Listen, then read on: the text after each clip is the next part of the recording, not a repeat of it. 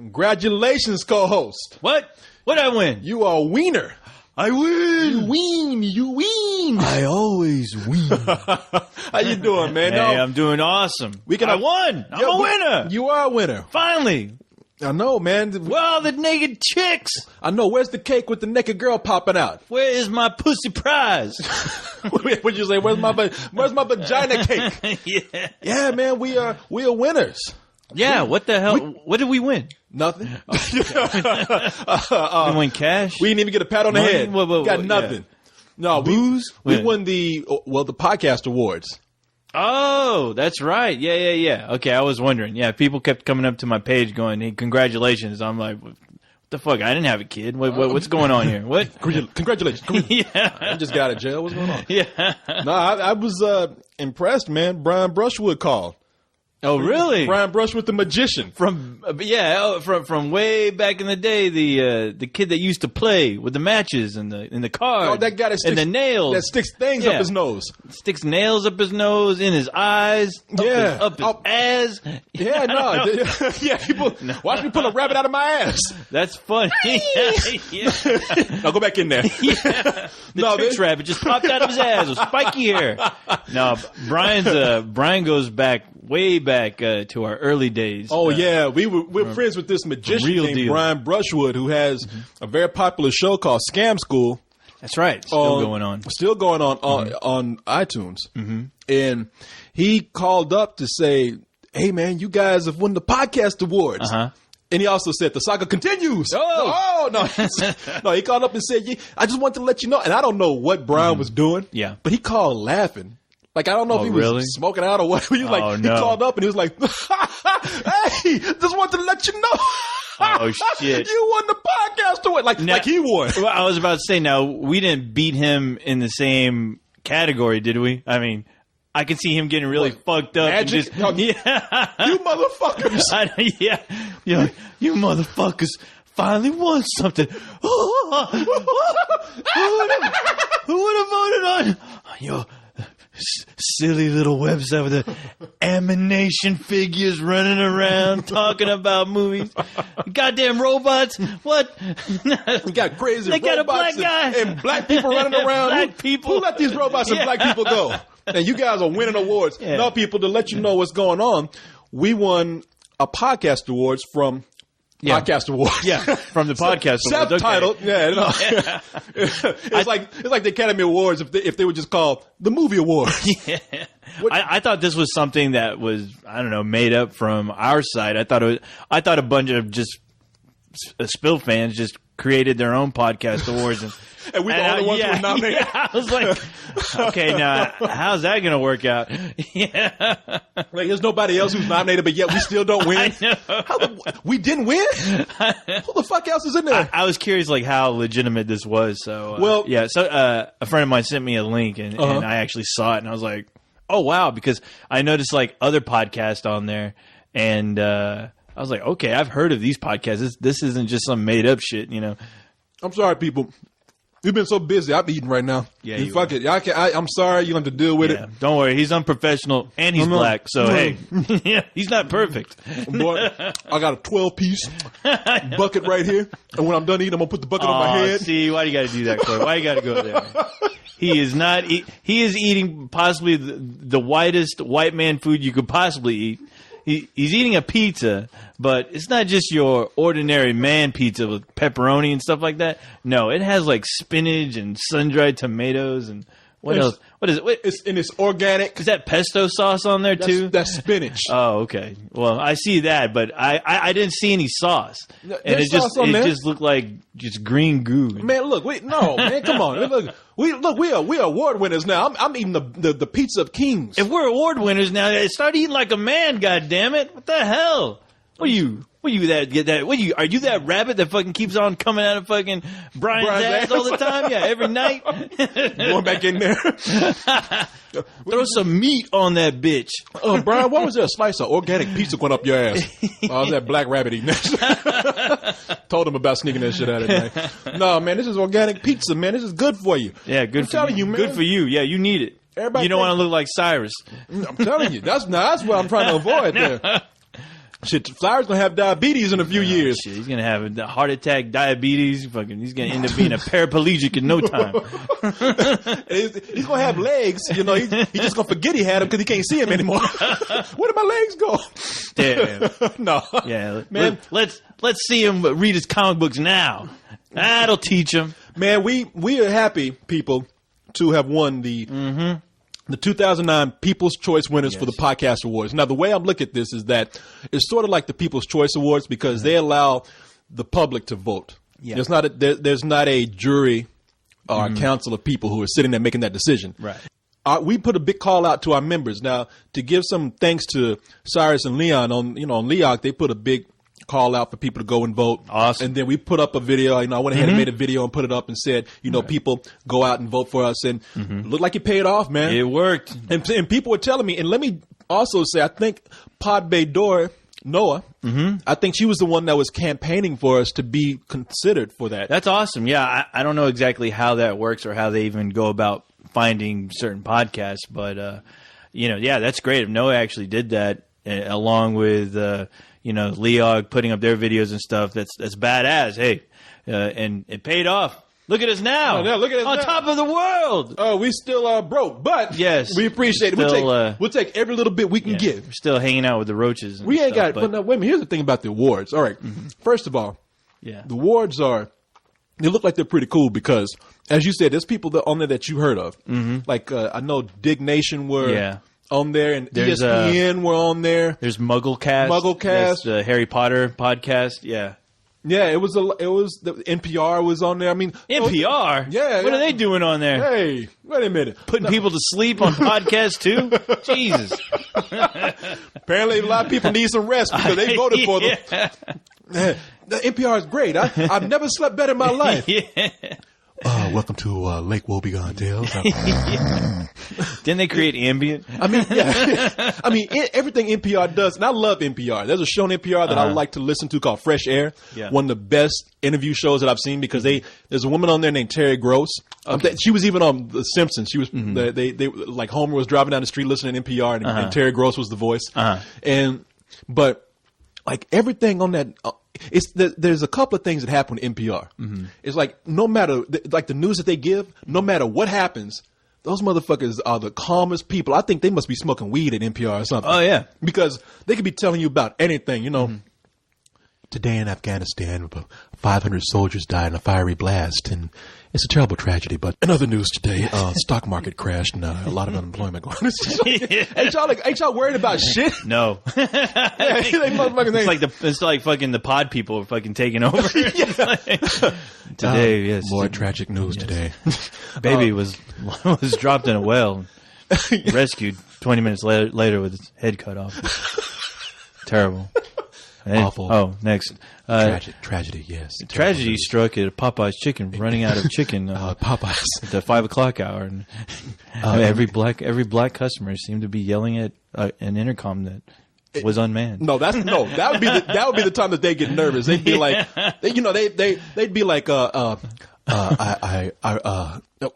damn it! I can't think of nothing to say that. I'll put my own stuff to sleep. E-R-A-E-I-O-U. Indian. Tomorrow, India and Pakistan will destroy each other, including half the world. Nothing to worry about because black people are going crazy because they ran out of chicken. They're at the door, people. Yeah. Oh my God! Somebody get these people some chicken. No, I'm awake now. It'd be that one guy who's already used to it. That one guy who definitely listens to our show is like, once again, black people running amok. What else is new? Let's see. I have one black friend. I'm not worried about it. I have a Swanson's TV chicken dinner in the oven right now, ready for the emergencies. I have the entire DVD collection of Sanford and Son, so I think I'll be okay. I'll be okay during these race wars. I'm the only person that likes Soul Plane, and I'm white too. So I am a friend of the black people. I'm spared. But no, man, I'm looking at all these categories here. So we were in some good company. Cool. And do you know? Does it show who we were up against? I can tell you. I'm looking at it right now. So let's see.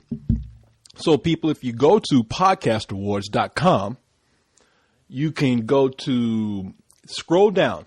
So you're going to go to podcastawards.com. you're going to have to scroll down, and you're going to see 2 columns of categories. And ours is way down there. We're pretty much down here. You have to dig. Yeah, I think you probably have to look under your table. It's like you quit looking at the screen, you look under your table, check the bottom of your shoe. Oh, Spill.com was nominated. Oh, it's a sticky. Yeah, a little sticky tab. Yeah. Oh, there it is. How did I miss that? So if you look at the category movies/films, we went up against,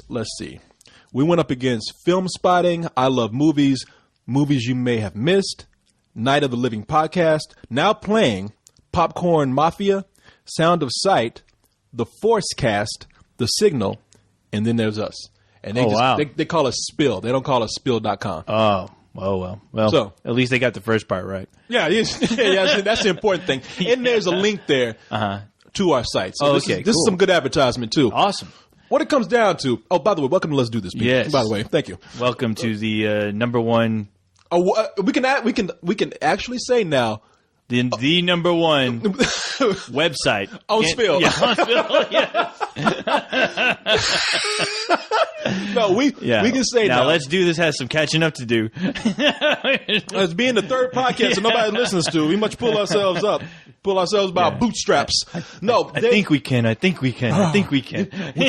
little podcast that could. Yeah. No, actually, we were talking about this last night. It's pretty cool that all these people went out and voted. Oh yeah. I mean, because we got criticized early on, sometimes within our own ranks, won't call any names, but like you're just doing everything wrong. Right. Oh man, you guys are doing this right. You guys are doing that right. You're all shithead. You're all shitty. That's not going to work right there. Yeah. This right here, that's not how anybody does it. What are you doing, dummy? Not that button. Yeah, what are you doing, you numbskull? It was Mo from the Three Stooges. Yeah. Hey, you numbskull, what are you doing? What are you doing, you chowderhead? But no, we did things differently. In a way, we are. I mean, we're still, we're trying. Yeah, we're still in the struggle right now. We're still doing it. Yeah, we're still fighting the good fight. That's but right. In a way, Jamie once described us as the little website that could, and we actually have made some major progress, man, by doing things our own way. Yeah, and I think that really resonates with the members and the fans out there, because one of the things that I think we do is that we make them feel like they are part of. We address these people personally. Yeah. I mean, there are members that we hang out with. We make people feel like they are actually part of this site. Right. And it shows now when people come out and vote for us for things like this. Now, I don't care. I don't know how prestigious this is. I don't know how big it is. I don't turn down anything. No. I'm happy to get anything. Any advertising is good advertising. Yeah. And even if anybody was screaming that we suck and we're un-American and all that other fun stuff. Yeah, all that bullshit. Yeah, whatever. But let me tell you something. This right here, this shows that people appreciate what we do, and I think because we did it the way that we wanted to, that really is that's our strength. Right. And man, I can't just, we say this all the time, but I got to do some more ass kissing. We love all you people out there who help us with this and help us achieve things like this. I don't know how big it is, but I don't think it's anything to really sneeze at, because they said for every category, they spend a probably amount of $400. Yeah. Because $400 for every category, because they have to give a trophy out. Now, I don't know what my trophy is. Oh. Our trophy is, it ain't been shipped to us yet. No. But they say that they spend $400 on the trophy. So, wow. Okay. And I don't know how many categories they got, but it's more than 10. All Let's see, it's 2, 4, 6, 8, 10, 12, 14, 16, 18, 20, 22. So 400 times 22. That is 5 billion. 5 billion million. This is not cheap, man. Yeah, not at all. This is more than Bill Gates makes. Well, that's great. But can you go on eBay real quick, see how much those are running for, real quick? That's why y'all haven't got the trophy yet. I already sold it. I went to the pawn shop. I got $2 for it. How fucking could you? How could you do that? You know what they did? They took that award and hit me over the head with it. Well, I won't give you any money, but I'll give you this. Don't be bringing this shit in here, man. What the fuck am I going to do with a podcast awards trophy? Nobody want to buy this shit. I bet you go to a thrift shop and you find like 5 other awards that look just like it hanging out on that one shelf. You know what? That nobody dares venture to except for Napoleon Dynamite. These fools are lying. Yeah, they fools are lying. They talk about we spend $400 on these trophies. You go to Dollar General store. Yeah, there's a shelf full of them. But you know what though? I'll tell you who does have a pretty kick-ass trophy, and it's funny that you mentioned it earlier. You mentioned the People's Choice Awards. Have you seen their trophy? No. What does it do? You make it sound like that shit will. Hold on. You got a picture. I got a picture. You make it sound like that shit will throw you in the bed and fuck you. You know, it's funny. It's funny you should say that. Clean your bathroom or some shit. What does this look like? Okay. Is this supposed to be like a flame? Yeah, I guess you could call it that. I never really paid attention to the People's Choice Awards. Okay, you had something covering up, and I was going to say at first, because you're showing me this on your phone, there was a menu up there, and I was like, behind it, I said, well, that looks like the Star Trek emblem. No. And then I closed it. The People's Choice Awards, I'll be damned. Now, maybe we're just nasty. Maybe that's just the way we think. But no, that's goddamn vagina. That's exactly what it looks like. Whoever made that, and that's the new look of the trophy. That whoever designed that is fucking laughing their ass off right now. The person that made laying in a bed of money. The person that made this, they must have told him he was fired. But they said, after you make that award, you're fired. Yeah. Which you never do. You know, you don't tell somebody they're fired while they're working on something. He must, all right, motherfuckers, I'll fix you. Yeah. I'll fuck you. This is never exactly what before. you want. Yeah, it's a flame. Look at it. Yeah, it's pure crystal. Oh, yeah, no, it's like a big lighter, you know? No, this people that if you were able to get on the internet and look at the new People's Choice Awards, God, it looks like a huge crystal vagina, a goddamn pussy award. That's exactly what it is. And you know something? I would be more than happy to take this because I would take this trophy home and fuck it like it's never been fucked before. I bet you would, and you probably come back with no dick later on. You probably end up in the hospital. That thing's made out of pure crystal, Corey. That's what I even like better. Fucking crystal. Oh my God! Let me tell you something. If I had this award at home, I would tell people, don't touch that. My penis has been all over. I'm telling you right now. I would bother cleaning it, but I can't keep my penis off of it. It's like, were you trying to clean this with hair conditioner? What is all this on this award? What is this nastiness?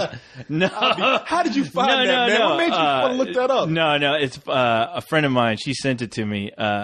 Actually, an awesome member named Katie. She sent this to me.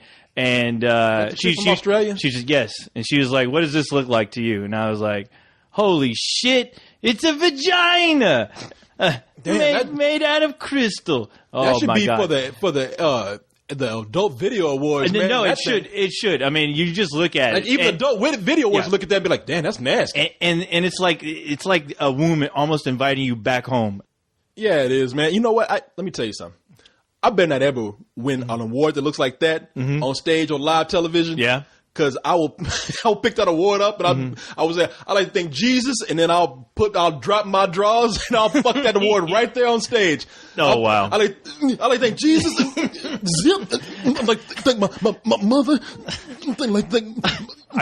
People get my first star. Then they start playing that music, you know. No, I'm not done yet. Okay, because all that sounds like to me right now is like you're really trying really hard to find out exactly where to put it. I think it's like back in high school where it's like, I think it's... Is that it? No, Corey, that's my armpit. I know it's here somewhere. You know what? Baby, yeah, you just had an accent all over my elbow. Sorry. Even that award's looking at me like, that's not it. That's not it. No, that's not Everyone's going to look in shock. Like, I don't care. Yeah. Where's Kanye West when you need him?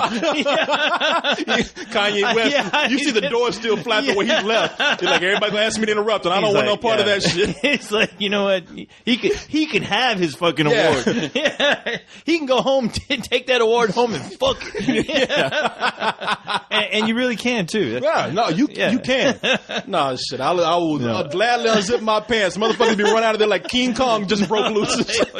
You know, like you said, when people. No, I saw King Kong. I'll unzip my pants, pull out my dong, and everybody be fighting to get out that shit. You know, it'd be funny. That shit's like the end of Carrie, where I'm standing up there just looking up in the air like, ooh. and my penis is just wrapping around women and just pulling them back. Like you see Holly Berry trying to run No, out. I don't want to picture that. See my penis wrap around her neck. She's no, getting pulled back, clawing the ground. They're gonna make that. Are people gonna make that noise like when Lando? Remember in Return of the Jedi when Lando got grabbed by that Sarlacc pit, that tentacle that wrapped around his leg, and he goes, oh!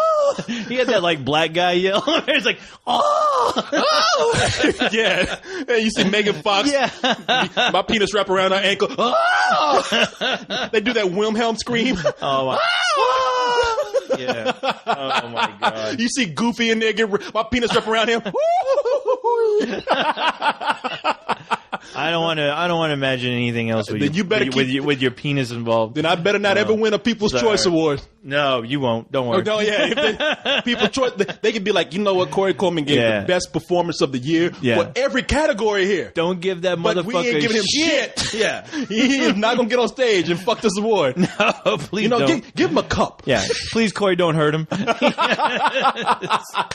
I'll be sure to end all that. I'll just run out. I'll grab the award before you do and just bang you over the head with it. Boonk. Yes. Save everyone some grief.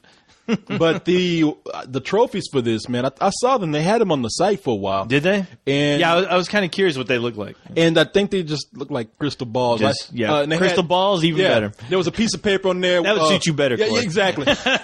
Give me 2. Thank you for my balls. Yeah. I'll be sure to kiss them. Yeah.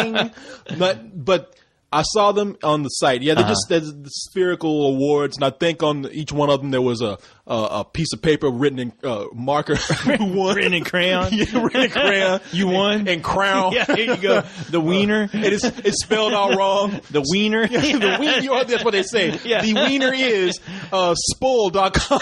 Awesome. Yeah, man. No, but we're really happy to do this, and people, we can't thank you enough for voting for us. And I mean, I don't know what to do. I wish I could just reach out and grab everybody and give everybody a hug, but because there's no other way for me to express through words how much we appreciate It'd be interesting that. to see you try to do that right now. Yeah, just Out of everybody who's listening right now, just a giant hand comes out and grabs them. Now, if I had hands, I'd be grabbing breast and asses. And, those would be grabbed You'd be too. screaming and there'd be charges. Yeah, up against me. Be some cyber groping going on. cyber groping. Yeah, groping. Did Tiger Woods invent that? Yeah. You see my hand come out, grabbing people's breast. Thank you. I really appreciate it. Cyber groping and sexting, is that how you say it? Sexting. Yeah, that's so stupid. Yeah. I don't even get me that. I heard some of the news today about sexting. I know. How can you avoid it? Yeah, but that's the real fucking that's the real Black King Kong right now. He's Tiger Woods. He's all over. You can't get away. People are running and he's still trampling. Yeah, he's still gonna trample you. Well, Tiger Woods got those teeth, man. You know. Oh, how can I not know? Yeah, they're right in front of his face. Yeah, you see Tiger Woods running down the street. I mean, it's all these white women running from him. It's Tiger Woods. He's Tiger Woods.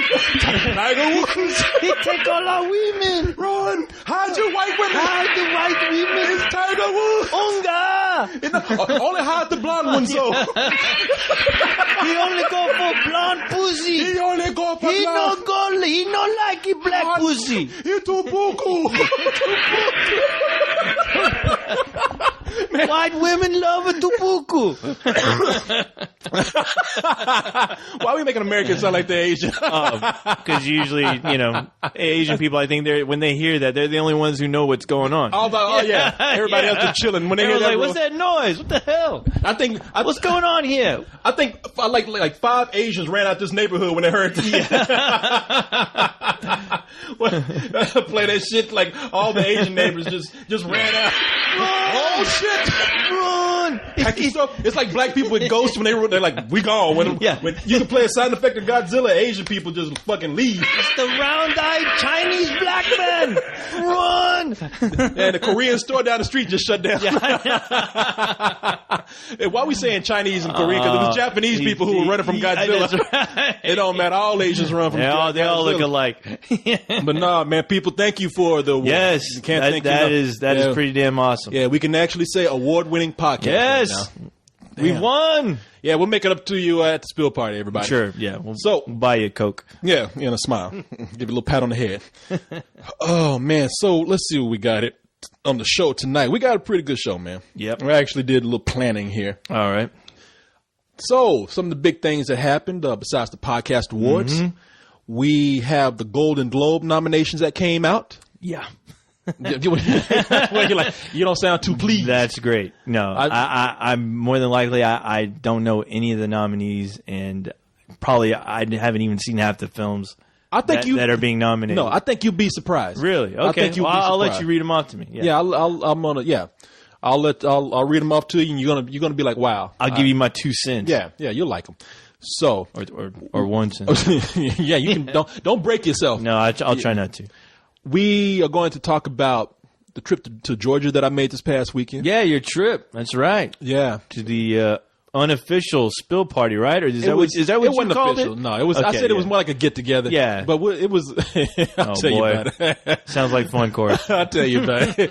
God bless those people who showed up. But I'll tell you about it. All 2 of them. Got some good music. We have a good music section today. I guess is that part of the show now? A lot of the people music section. Yeah. All right. Yeah. Do you mind? I don't care. You know, I know you. Why am I even asking you? You just here. You just going with whatever. Yeah. Let's listen to your music, Corey. Yeah. you can feel free to bring some if you like, but no. Actually, no. You don't want to hear my music. I guarantee you that. No, I don't. I won't be able to hear anymore after I hear your music. All that old shit you listen to. Exactly. We call it black metal. You can call it anything you want. Deaf metal, because you'd be deaf after you hear this shit.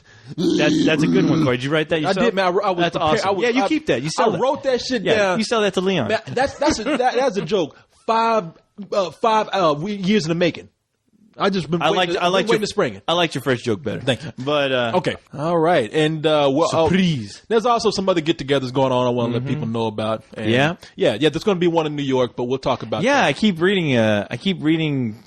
People are putting that up on their pages about the New York spill party. So, well, once again, I don't know if that's official. Yeah, these terms that are used. I mean, it's getting to the point where people make their own parties. But hey, we'll talk about that in a little bit. All right. Hey, you know what? I'm happy now. You are. We got an award. I don't care where it came from. It's not the Pussy Award, but it's it's not that award that from the People's Choice. No. The People's Pussy Award. The People's Pussy People's Award. Vagina Award. America voted on you to get your vagina. Yes. No, it's not that. But hey, we'll settle with that. So, people, now that we told you about our award, yes. Now that we told you about what's going to be on the show, now that you heard me smack on my pizza over here because I'm done now. Fucking pig. Yes. No, thank you. Oink, oink. Let's get on to some prime bullshit right here. Some grade A bullshit. Some prime grade A bullshit. Yes. Because I think we're going to have a good time tonight. I think so too. So we always tell you. Can't help but have a good time on this show, goddammit. Award winning. Fucking award winning. Yeah. You know, with this, wait, we didn't get award for no reason. Oh. Okay, I thought we got it for no reason. But no, pretty much sit up and just bullshit. No. We know what we're doing here. I told you, professional bullshitters. It just proves right there. Yes. So, people, now that we tell you what's happening, get ready for some bullshit. Get fucking ready. Yeah, I'm ready. I'm fucking ready. Is everybody else ready? Fucking answer me. Oh, they're all quiet now. Oh, shit. Then if they're ready, you ready? I'm ready. Oh, look at him. Oh, he's late to the party. Look, he got on his party hat. He's like, he think he won something too. You didn't get no award. No, sir. Goatsy coming in here looking at this. Goatsy. You know what? That goddamn pussy award looks like they may have fucking used your vagina to fucking make it with. Oh, look at him. He's mad at you now. You always come in here fucking like you're the fucking star now or something. Oh. Get your fucking guitar plugged in and let's fucking get ready. And hey, now are you ready? Goddamn right you are. Are you ready? I'm ready. I'm fucking ready. All right, you ready? I'm ready. Let's do this. Oh, look out. Coach come out with the guitar.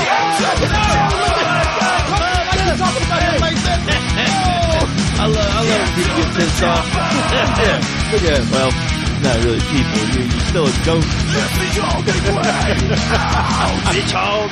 Anyway. All right, people. Let's go ahead and get started here. There's a that people put on these parties on their own, man. Yeah. That's what the trend is definitely. Yeah, you got to understand that there's no way that we're going to be able to show up to everything. Fuck no. No. So that's why I always said I encourage people to go ahead and have these Spill get-togethers. Yeah. Which Nothing there's wrong with a guy that. named G-Man on the site who has been doing that. Yeah. He's been having these monthly Spill get-togethers. And so some of the members around the area, they all meet up at a certain location. Oh, no shit. Yeah, and then they do things like they go to movies or they go out to eat, and it's kind of cool. They just happen to be doing one this weekend, this Saturday, which is the 19th, I think. And I'll be there this weekend. Okay. So This is in New York? This is in New York. Okay. And I will probably I'll try to hook up with those guys. So now they're going to go see Avatar. Oh. And they're going to go see it in a non-3D theater. Oh, what? I'm really? like, G-Man, let me tell you something. If you're going to go see Avatar, you got to go to a theater that has 3D. No, okay? Don't see it in fucking 3D. Yeah. What's the point, you know? I mean that's kind of like the big deal about that film. It's supposed to be like a groundbreaking 3D film. There's some cool things that are going on in the movie. I mean, like the CG characters are incredible enough that you could enjoy the movie, but the 3D. Now when we saw it in shitty 3D. So I can't really speak for how good Shitty it is. D? Well, that's shitty. Yeah, it was called Shit D. But they were. Yeah, it's that new technology you were talking about. You weren't alone. I told you before when I saw it at the IMAX in San Antonio that was definitely shitty 3D. Yeah, it was. So, oh yeah, no. At the IMAX. At the IMAX, yeah, because I told you the bulb that they were using, it looked like it was super dim, so everything was really dark and it just looked kind of murky on the screen. You're just like, what is this? Is this how the film's supposed to look? But, that's James Cameron's new technology. Shitty vision. Yeah, we shot this through sewer water. You can actually see turds floating around in 3D. He's going back to his work from Piranha. Piranha. Yeah. If you guys go pick a theater, with good 3D. I mean, it's New York for crying out loud. Aren't there any decent theaters? I mean, are they going to the Grindhouse Theater to watch? Yeah, they go into the local ghetto ass theater. I think G-Man actually he already got a bootleg of it. That's what. Yeah. He bought off some guy selling on the corner. He's gonna watch it at his house. No shit. Huh? Yeah, watch it in a theater. Yeah, but no, he's gonna have you wearing those and to make you feel like you're watching 3D. He's gonna make you like put on those shitty red and blue glasses. Yeah, 3D, huh? Oh my god, impressive, ain't it? That's my home theater. No, I think he just bought the ViewMaster Avatar edition and is going to hand those out. Here you go. It's just like being there, but not really. But not really. There's no sound and there's no movement, and it's not a movie. And you can actually see somebody on the side of the screen, like pulling a big lever to make the next picture pop up. Yeah. But man, no, G-Man, go to a proper 3D theater. Right. I would love to go. But I don't want to go if it's not in 3D. I already saw it at a theater with shitty projection. I don't want to go to a theater where it's not in 3D. So other than that, I'll try to meet you guys afterwards. Time to do some planning, Corey. Time to coordinate something. I ain't coordinating nothing. Look, come on now, you lazy bastard. You got to do it for the people. They made us winners. You can't let them down. No, that's what they need to plan. I'm the winner. You know, hey. Celebrate me. Sorry, that's a good point. Yeah. In fact, G-Man, when I get there, I'd like for you guys to have a chair on like two bamboo sticks, so y'all can pick me up and walk me around the city. So I can wave at people. Podcast award winner. And just feed Corey plenty of beer, so when he passes out, you go buy some gold spray paint, spray paint him as C-3PO, and you can totally reenact the scene from Return of the Jedi. No, you know what they do? They spray paint me gold and prop me up like an award myself. Strip me down naked, make me look like the Oscars. The Corey Awards. Hey, that doesn't look like the Vagina Award. But man, I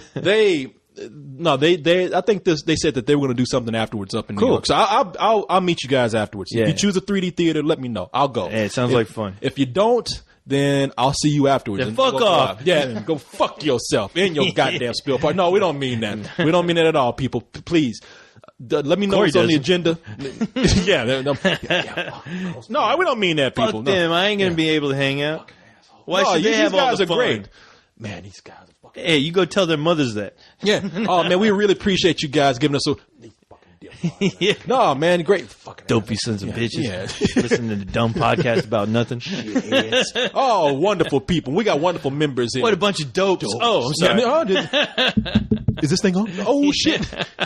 That'd be funny if we thought it was off and fuck man, these assholes on this site. Fuck them telling me to go places. Wait, they think I'm fucking. I got money coming out of my ass. Fuck these guys. Yeah, they think I'm gonna go from New York just to go watch goddamn Avatar. Fuck that. Oh, it's this award, motherfucker. Oh, wait, why is that green light on? Fuck. I better get laid when I'm done. G-Man. Yeah. Fucking G-Man. Yeah. Never heard of that. Yeah. Damn, he should be F for fucked up, man. Fuck that fool. Fuck a G-Man. Fuck your G-Man. We love our fans. Huh? What? No, G-Man, we kidding. Of course, man. I think actually that's a really cool thing that he has going on. Yeah. Because I've told people to do this. I said, don't, because we're not going to be able to do it all the time. Don't don't have a party thinking that we're going to go there or have a get together thinking we'll be there. Don't beg. Don't beg, please. Just get something. Be a man. When you're in an area where you know that there are a few Spill members, put the feelers out, see how many people you got there, and get with them. Yeah. I mean, even if there's let's just say that there's 2 people in a city that own Spill. Well, guess what? That's fucking sad. Yeah, it's sad. It makes me sad. It makes me feel inadequate. But hey, if there's just you two could get together, be like, hey, well, I made a new friend, got something in common here. Yeah, maybe it'll be hold a chick, hands. or maybe it'll be a guy. Yeah, you never hold hands. Go buy yourself a horse. Ride up in the mountains. Don't bother nobody. Yeah, you two come down dressing alike. Have on sweaters and shit. No, they're wearing Spill merchandise. Yeah, wearing the same Spill shirt. Fucking co-host. When do we start selling Spill turtlenecks? Yeah. Where'd y'all get this shit? Drinking out of Spill cups. You spray paint that shit on. But no, that's great, man, that you guys are doing that. Is cool. And I think that is the coolest thing. And I highly encourage people to just start looking for members in your area. And hey, once people start doing it enough, we might be able to come out to where you are and hang out with you. Yep. And you guys could actually do some planning. And you never know. Something cool. Yeah. I tell you, I would like to get into the Golden Globes, but since we're talking about Spill members and the things that they do, I guess I should go ahead and tell you about Georgia. Oh, real quick. Oh, okay. I thought you were going to bring up because let's talk about Georgia, and then real quick I'll bring up something else after because what is it? Did you not see the newest Spill.com movie or video game? Oh, that Wayne made. Wayne, Part 3. Wayne, I'm so sorry that I have not responded. Piece of shit, Corey. How could you? I can't. Wait. No, I didn't tell you about it. No, okay. I was going to give you a call this weekend and let you know, hey, you need to check out Wayne's new video. No, it's incredible. Really? It's awesome. Yeah, it's so much fun to watch. I was cracking up the whole time. Wayne, I have to. We have a member. For anybody that doesn't know, I don't know how you wouldn't know yet if you've been on the site for a while. We have a member named Wayne who's in New Zealand, Australia. I think it's Australia. Okay. Yeah, it is Australia. Yeah, it's Australia. Yeah, we have a member named Wayne in Australia who does these kick-ass videos, which are the Let's Do It video game. Yeah, it's amazing. And he's done 2 of them so far. And Wayne, you did tell me that you had done one, and he called up and wrote us and said congratulations.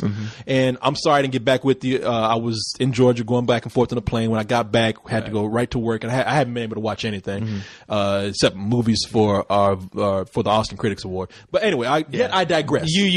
You need to watch it. It's pretty goddamn amazing, and he just each time that guy does a video, he tops himself. I swear to God. Yeah. This one thoroughly impressed the hell out of me. Oh shit! And I don't know how he does it, but of course there's plenty of Let's Do This references, but he manages to find sound bites of things we've said, and you can't remember saying. And I have no fucking clue. How long is the video? Where half the shit? It's about 15 minutes long. It's 15. Yes, yeah. It's 15. It's epic. It is the saga continues. Yes. Do you realize that after he's done all of these, he'll have a movie? No, he will have a movie. I'm not lying. He already has a movie, for crying out loud. He will have a fucking movie. He has a short film right now. Jesus Christ. And it's amazing. Yeah, he put a lot of hard work, a lot of effort.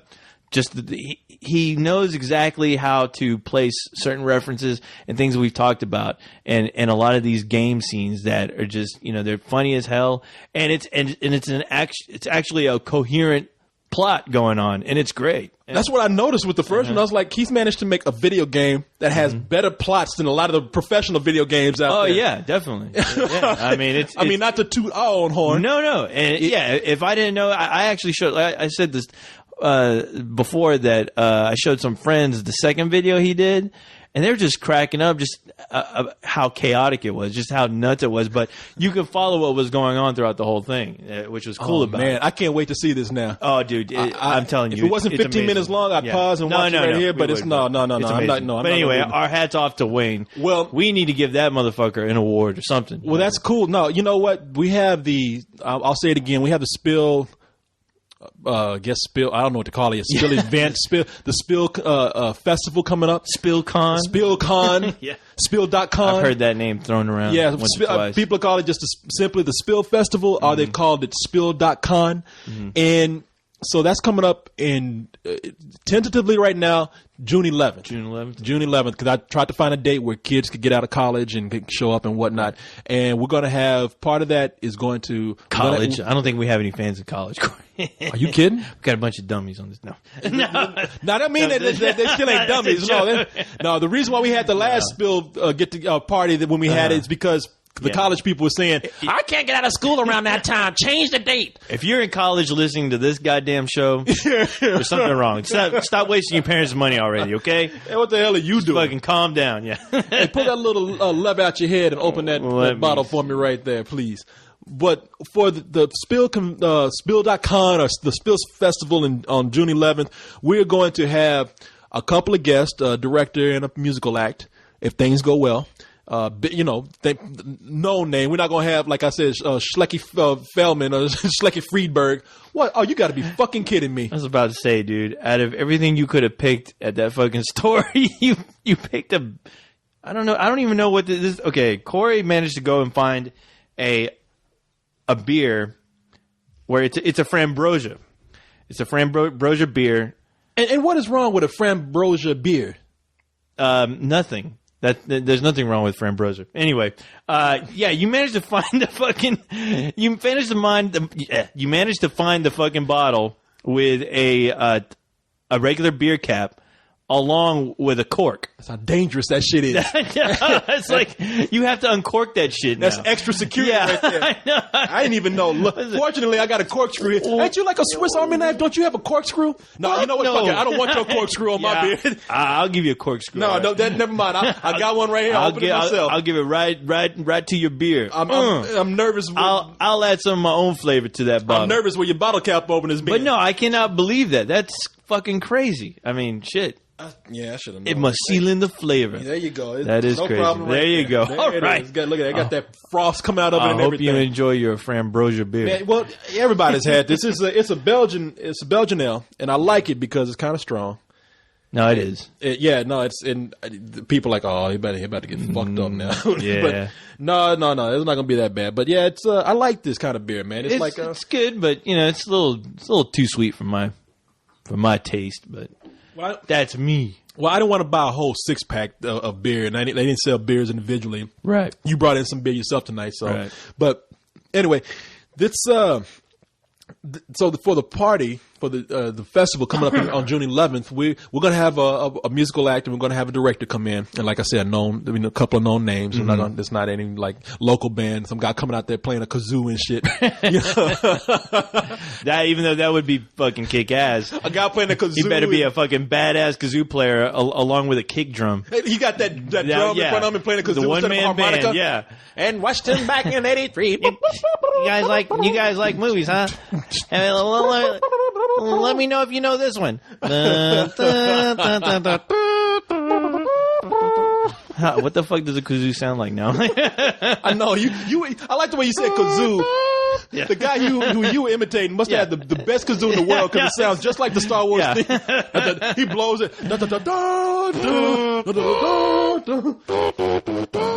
You see visuals come out of it. Yeah, who made that kazoo? James Cameron? What the fuck? Technology. But we, so part of that festival, we're going to have, as I told people last week, the Spill Film Festival, where we're asking our members, and we haven't officially put up the invitation or the page to start soliciting for submissions, but we're going to have a Spill Film Festival where we ask people to submit movies that are 5 minutes or less in any kind of format, animation, live action, right, whatever you want to do. Puppet show, whatever, as long as it's 5 minutes or less, and it has to be about the Spill crew. Mm-hmm. It could be about one of us, could be about all of us, but it has to be about us. So that's going to be interesting. So I'm thinking, I'm looking forward to that. Before we start the show, or if we go through it, we're going to be showing some of Wayne's stuff. Oh yeah, we have to. No, we definitely have to. While people are sitting down and everything. I would love to have all 3 videos playing. Yeah. Yeah, and that'll be funny. I think that because those videos are incredible. So thank you, Wayne. Yes, they are. Wayne, you're top act, buddy. Yeah. No, love you, man. Love you for doing that. I can't tell you how flattered we are. No, it is. It's pretty amazing. Yeah. All I can think is, holy fuck, man! How much time did this guy spend, like looking for all those fucking sound bites, throwing them together, along with making some of the animation in those games? It'd be funny if we got him here and he ended up looking like Gollum because he never got out of the basement from making that shit. Yeah. I makes it for you, my precious. Let's do this, games. He fucking chained to a desk and shit. We likes it. We likes to make the video game for Spill. Oh, my precious Spill. You're like, holy shit, We dude, animate what the fuck? it. We loved you forever. So, God well, you damn, know what? Wayne. Before I go into get into Georgia, I am going to go Yeah. into the Golden Globes. I'm going to go ahead and get into the Golden Okay. Globes right now. The Golden Globes, there are no podcast awards. No. And no Not vagina at all. awards, No, but they're no. all right. They're awards. They're awards. I don't think I've ever seen a Golden Globes, to be honest. I mean, I always hear about them, but I never. You don't know what the actual trophy looks like? Well, no, I've I mean, I've seen the trophy, but I've just never watched the Golden Globes. I mean, I don't really watch any awards these days. Yeah. I mean, they're the Golden Globes I keep up with. I don't really watch the whole show, and then, of course, we have to watch the Academy Awards. Right. But it's like the Super Bowl. I mean, you have to watch it. Yeah, you have to watch it. Yeah. Because you had to talk about it. Of course. But like other awards sneak up on me, like the Grammys. Yeah. Grammys are big, but the Grammys are on before I even know it. Yeah, I know. I usually I'll hear about it the day after. Yeah. And you hear about all the crazy shit that happened, or honestly how boring it was. And, you know, I don't. It's never made me tune in. Where it seems like these days you have to invite Kanye West to make your award show interesting at all. Yeah. So it's like Kanye West got paid to do that shit. You have to invite a train wreck over, or get Britney Spears when she's like on her last leg, and fucking just throw her out to the fucking wolves. Have her embarrass herself. That should be the next award ceremony. They should have Britney Spears get up there and show her vagina, and then have Kanye West come on and tell her how much Megan Fox's vagina was last year. It's funny you say that because I think that already happened. I think that happened in the last TV. Oh, did it? Yeah. Oh, okay. Yeah, I think Britney's vagina came out and said hello accepted at some an award. point. Yeah. Instead of her here to accept the award. Damn, this show is like I got a vagina theme going on. No. The only award that fucking vagina is going to get is the Turkey Award. All right, because it's the turkey-based award. It's not worthy of anything else, man. Those meat curtains don't look that great. Oh my god, It's nothing. It's nothing to hoot and holler about. Well, we have the Golden Globes this year. I mean, don't even get me talking about the Tonys or the Emmys. I don't even know that. The Country Music Awards. I like all music too, but I don't even know that shit. I don't even know that shit exists until they say it every year. I forgot that even was. You a might as well tell me there's transvestite awards. I'm like, all right, there are. Yeah. Throw them in with everything else I've never heard of. Like the BET Awards. I don't even know that. Like what? That's still going on? Oh, I thought the Source Awards won that award show battle. Took over. They got a bunch of niggas come in and beat everybody up. That's what happens. Like on the Boondocks, every time they got the Source Awards, a chair goes flying, hit somebody in the head, a whole fight breaks out. Hey, it's badass though. I'll watch that. Better than Friday Night Fights. So we have the nominees released for the Golden Globes this year. So let's go down the list here. Was that your drum roll? Yeah, that was my drum roll. That's my drum roll along with my lady-pleasing device. It's like you're rowboating somebody. Ooh. Yes. All right, let's see what we got here. We got for Best Motion Picture. Okay. Motion Picture Drama. Oh. I'm going to sound real interested throughout this whole segment. We have Up in the Air. Precious. Ooh. Inglourious Bastards. Wow. That was a drama. The What's Hurt. it? Yeah, I thought that was science fiction. yeah, that was a fantasy. I was going up there with Lord of the Rings. Those motherfuckers killed Hitler in that shit. You know, that's revisionist history. We have The Hurt Locker. Mm-hmm. And then we have, can you guess what the last one's going to be? Take a wild guess. I will say Up. No. Dragon Wars for a second year in a row. I told you like this. Knew it. I told you that fucking film's going to make a comeback. They said, reissued. Man, it's not even Dragon Wars Part 2. It is Dragon Wars for the second year. The Dragon Wars. Or is it third year in a row? I think it's the third. Ultimate War. Oh yeah, Yeah. And it's favored to win. No, the third for the last nominee here is Avatar. Avatar already? Best, yeah. Well, it did come out this year. It officially comes out this year. That's weird though when they have it already nominated yet the movie hasn't opened. But it's been screened for critics. Oh, So that's no fair. He's like, hey, wait a minute. Yeah, That's not fair. Hey, what the fuck? I didn't fucking watch that film yet. Hey, don't tell me that. Hey, it's not supposed to be up there yet. What the hell? The fuck? That's bullshit. You're gonna show your friends, but not me. Wait a Fuck minute. you, awards. See, that award's not catered to me. All right. But it's up there, huh? Wow, we got here. that's strange. All right. So, favorite to win here. Avatar. No.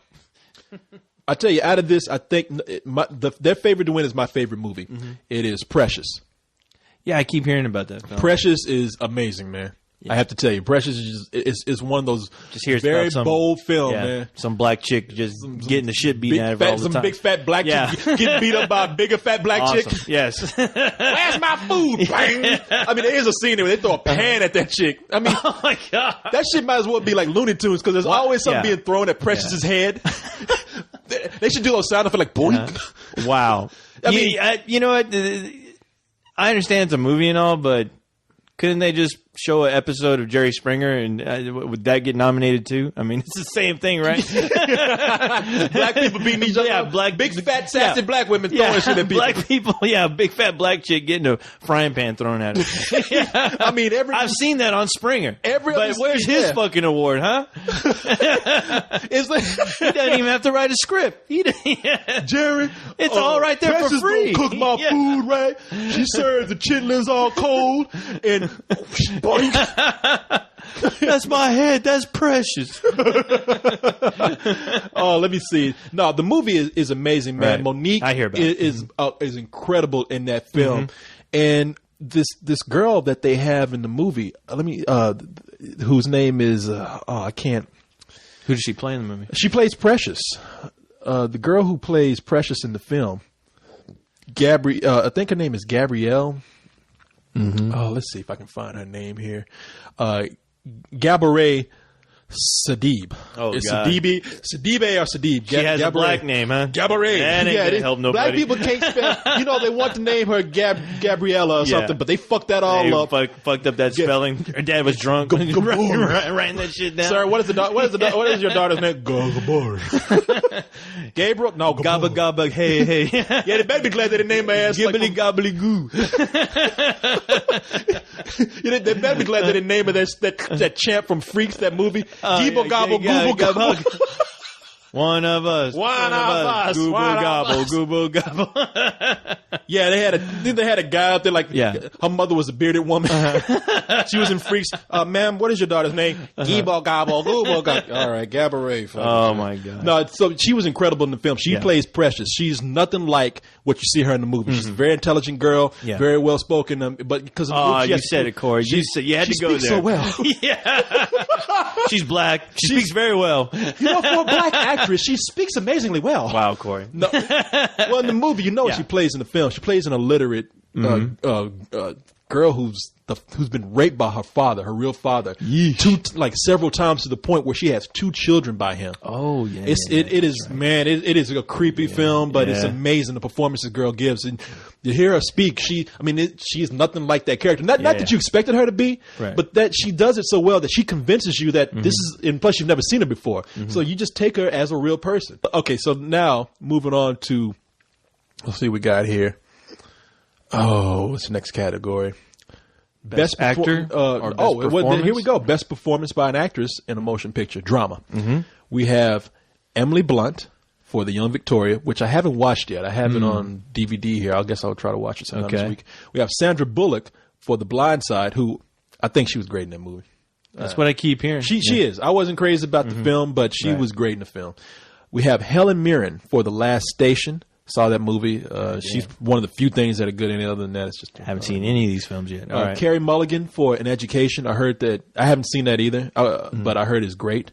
I heard this girl's great in it. And then we have Giba Gabba Gooba Gabba for for Precious. No, we got Gabourey Sidibe. I hope that's her name. Sidibe. We'll just call her Boo. Boo. Hey Boo. Hey Boo. All right, let's move on down to. Oh, and favorite to win in that category is Boo? No, Sandra Bullock. Oh. Actually, I think Gabourey should win that, but people probably want to give it to Sandra Bullock because they feel like she's owed it now. Because of Speed? Is that why? Right? Yeah, because of Speed. No, of course not, man. She was so great in that. No, Demolition Man. Oh yeah. She was so much better. I forget about that. No, actually, there was a movie called Infamous that she was excellent in.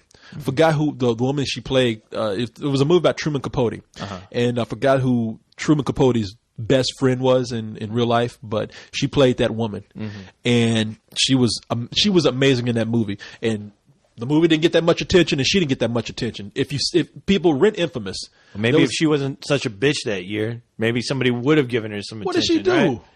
Who are you talking about? Oh wait, I'm thinking about somebody else. Oh, I was about to say, what did she do to you? Well, you look mad too. You're looking angry. Like she actually did something to you. That bitch took my parking space. She refused. No, she refused to sign for Demolition Man 2. That's what I was pissed off about. I'm pissed off because she did fucking Miss Congeniality 2. You sign up for Speed 2, but you won't do Demolition Man 2? Are you fucking kidding me? Well, that's because Wesley Snipes couldn't dye his hair blonde again, so he didn't want to do it again. So no, there's she was great in that movie, and then I thought she was great in Crash. And I don't know if she was nominated for anything for that or not, but she was great in that movie. Okay, I have to disagree because I don't even remember her in Crash, to be honest. I've seen that movie. I like that. I dug that movie. I just can't remember. Now you talk about a bitch. What part she was in that? Yeah, she was a bitch in that movie, and she was great. I mean, she was the one that because they had just her and Brendan Fraser were married in the movie. He played. Oh, that's right. He played a politician, and they were mugged by Ludacris. That's right. And so when she got home and she was already she just got mugged by some black guy. So she's like, fuck it. Anybody who ain't white, I don't like. Not any black guy. Not any Mexican or anybody. She got home and remember they had that Mexican dude working on her. That's right. On the lock on their door. That's right. Yeah. And she was mad because she's like, he's going to bring his he's going to get his gangbanger friends with their pants down to their knees to come break into our home because he set that lock up to allow it. and the guy could hear him, and he was just like, fuck this bitch, They're going to bring in the Sweet Pickles gang. They're going to fuck our shit up. Yeah, no, you're right. She was a bitch in that movie. And I thought she was great in that movie because everybody was used to her being so funny and sweet and America's sweetheart. In that movie, she was like a racist, just stone cold bitch. She was a right cunt. Yes. And so now, hey, I'd be pissed off too if I was mugged by Ludacris. So that's nothing to be proud of. So what, you get home and kick the Mexican guy that's mowing your lawn or something? Yeah. This is for the black dudes that mugged me, you motherfucker. I fucking hate Ludacris. All his movies fucking suck. No, ¿por qué? ¿Por qué? Why Sandra Bullock? Why? Me no Ludacris. Oh, not in the cabeza. Oh, no, Sandra, no. Love you in Demolition Man. Muy bueno. A speed 2. Oh, come on. You don't have to use that. Oh, look after all that's the slow Mexican right there that you're doing. Come on now. What kind of those people work hard. As opposed to that, they work hard to do jobs black people don't want to do. Oh, you did the enthusiastic stereotype. No, ¿por qué? But no, she was great in that, and so she's favored to win here, and she probably will get this, and probably an Academy Award nomination because they want to give her comeuppance. They've done that with a couple of people, Denzel Washington, Al Pacino. So anyway, let's move on to best performance by an actor in a motion picture drama. Okay, we have Jeff Bridges for Crazy Heart. Damn. George Clooney for Up in the Air. Colin Firth for A Single Man, Morgan Freeman for Invictus, and Tobey Maguire for Brothers. All of those. All of those, All of the great performances. Now, Morgan Freeman, I saw him in Invictus, and I knew he was going to get nominated. To me, I keep saying this, it's Morgan Freeman. Right. Every time I hear him, he sounds like this. Well, you know what? Okay.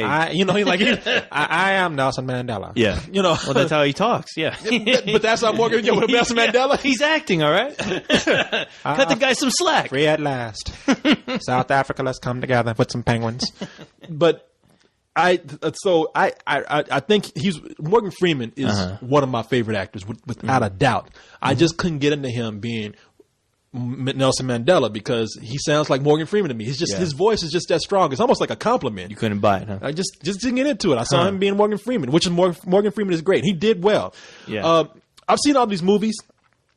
Everybody did a great job. I would probably say the one that's probably the weakest, and weakest is probably shouldn't even be a word because nobody gave a weak performance in this category.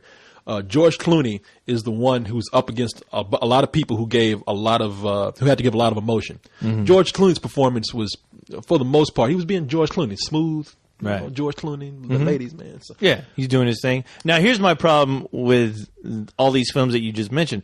All these movies just came out well, not all of them, right? I mean, there's a few in there that haven't come out yet, right? But they've all been screened for critics. But that's the thing. That's the key word tonight. It's all been screened for by critics. So I don't understand what these award shows, what the general public gets out of them. Well, it's besides, I guess, it's just a good way to advertise the films that are getting ready to come out that week or have been out for that month. Well, it's not for the public. I mean, it's to give acknowledgement to the actors. And so the movies are technically coming out within the year. Right. So why not just push it up a little bit to, give out some screeners to people who haven't been able to see them yet? They got if it's coming out, like some of these Brothers is out, Invictus is out. I'm just trying to understand the concept of this Crazy Heart award show. I'd never really thought about it before, but it's not like these actors are getting voted on from their peers. There's another award show for that. Is that the Tonys? Where People's Choice Awards? Oh, well, no, you're the peers. Yeah, they're acting. I don't know. And I don't know how the Golden Globes vote or nominate. So, because it sounds like it's just something that critics are, they're going to get the most out of because they've seen the majority of these films where the general public or people like me who just haven't seen a lot of these films are like, okay, if this person wins, I guess they did a good job because I didn't get to see the movie yet, Well, let me see how they nominate here. Yeah, I'm just kind of curious about that because, some of the films you're mentioning, like Avatar being nominated. Okay, well, and with no real buzz, I mean, nobody's really, I guess no early reviews have come out just yet, right? Because, I mean, the movie opens up this week. So. Well, it's covered by the Hollywood Foreign Press Association, and it is an organization of journalists. Okay. So they're not really nominated by their peers. It is a journalist who cover the film industry, and they are they're not even. I think they're foreign. They're not even American. It's like it's journalists who are outside of the of America. An award show for foreigners. You pick our that stuff. Is un-American, sir. Well, I guess that's where Golden Globes come in because it's like it's all around the globe. No, that's cool. Yeah. Well, I'm just curious. Yeah, I was just curious about it, but and that's why that's why you do see them being screened for certain critics because they have to show them the movie before they can start voting before the year's done. So there you go. And I don't know when they're going to have the actual award ceremony. I think it's done after that year. Like we're in 2009 right now. Right. I think the ceremony is actually going to be in like January or February. Okay. So because I'm assuming this award show is going to happen. Yeah. Really soon since they have all the nominees out. Yeah. So, but plus it does great advertising for those films. So. Yeah. Yeah. Let's see. Favorite to win in that category is Colin Firth. I've seen all these movies, and Colin Firth is my choice too. Really? Okay. Yeah. A Single Man is a movie that was extremely slow, but it has a great performances. A great performance by Colin Firth and Julianne Moore, and the cinematography in that movie is amazing. It's the director is a guy named Todd Ford, I think, and he was he was a fashion designer, or something to do with the fashion industry. Yeah. For Gucci, yeah. And then he comes out and makes a movie. So, anyway, Good for him. Good for that guy. All right, let's see. The best motion picture for musical or comedy. I say I don't know why they put those in the same category. They must just be trying to make this thing speed along. Exactly. Unlike the Academy Awards now, where Yeah. they're going to have like 10 nominees. Let's see. Best motion picture, musical or comedy. 500 Days of Summer, The Hangover, It's Complicated, Julie and Julia, and 9. See, Wow. Okay. all right. See, I don't know why they put musical and comedy in the same thing, except for maybe there's not enough of them to nominate, so they put them in one. But 9's going to win just because the artistry in that movie is great. But I think the Hangover should get something too. If it was in a comedy category, Yeah. that would be hands down. That's the best comedy I've seen this year. But it has to lose to a musical. Right. I don't fucking get it. And of course, man. people are going to be pissed off when that happens. So. Yeah, it just doesn't make any sense to me. Yeah. All right. Anyway, best performance by an actress in a motion picture, musical or comedy. Sandra Bullock, The Proposal. Marianne Cotillard. Whatever. She's the one. Yeah, she's great. She was in La Vie en Rose. Never seen it. That's where everybody really got to know her. She's a great actress. Julia Roberts for Duplicity.